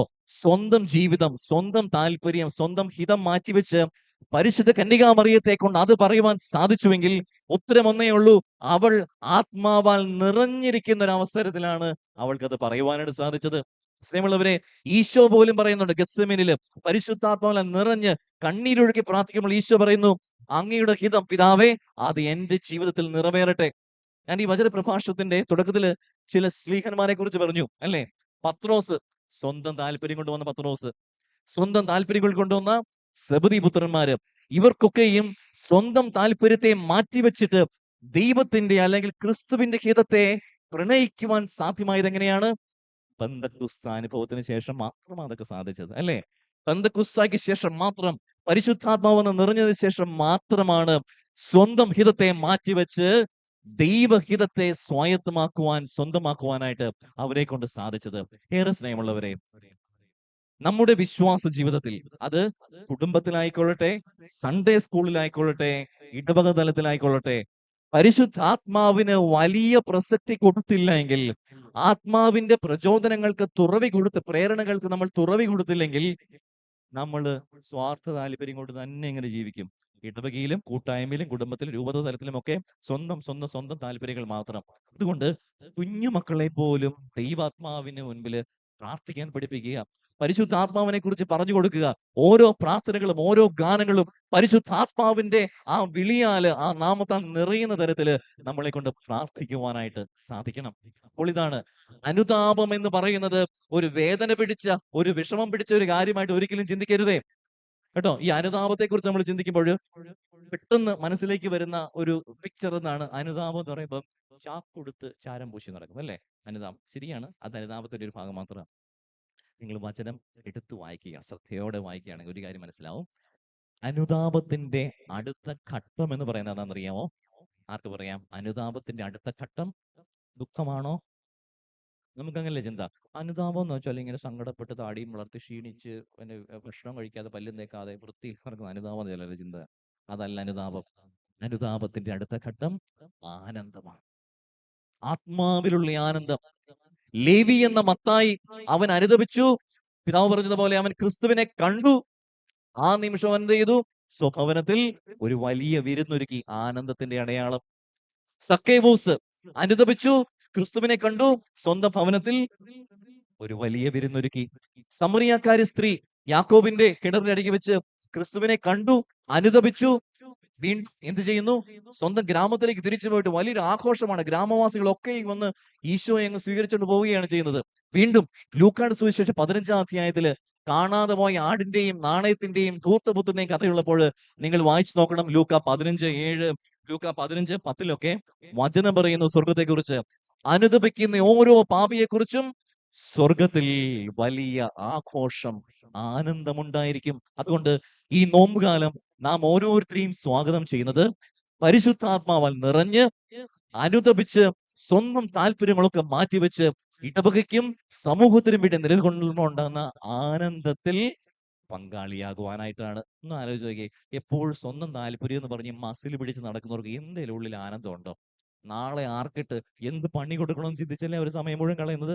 പക്ഷെ മറ്റുള്ളവരുടെ താല്പര്യത്തിന് വേണ്ടി, ക്രിസ്തുവിന്റെ താല്പര്യത്തിന് വേണ്ടി നമ്മൾ നമ്മെ തന്നെ വിട്ടുകൊടുക്കുമ്പോൾ ഈശോയെ പോലെ ആത്മാവില് ആനന്ദിക്കുവാനായിട്ട് നമുക്ക് സാധിക്കും. ഒരു നിമിഷം കണ്ണുകൾ അടയ്ക്കാം.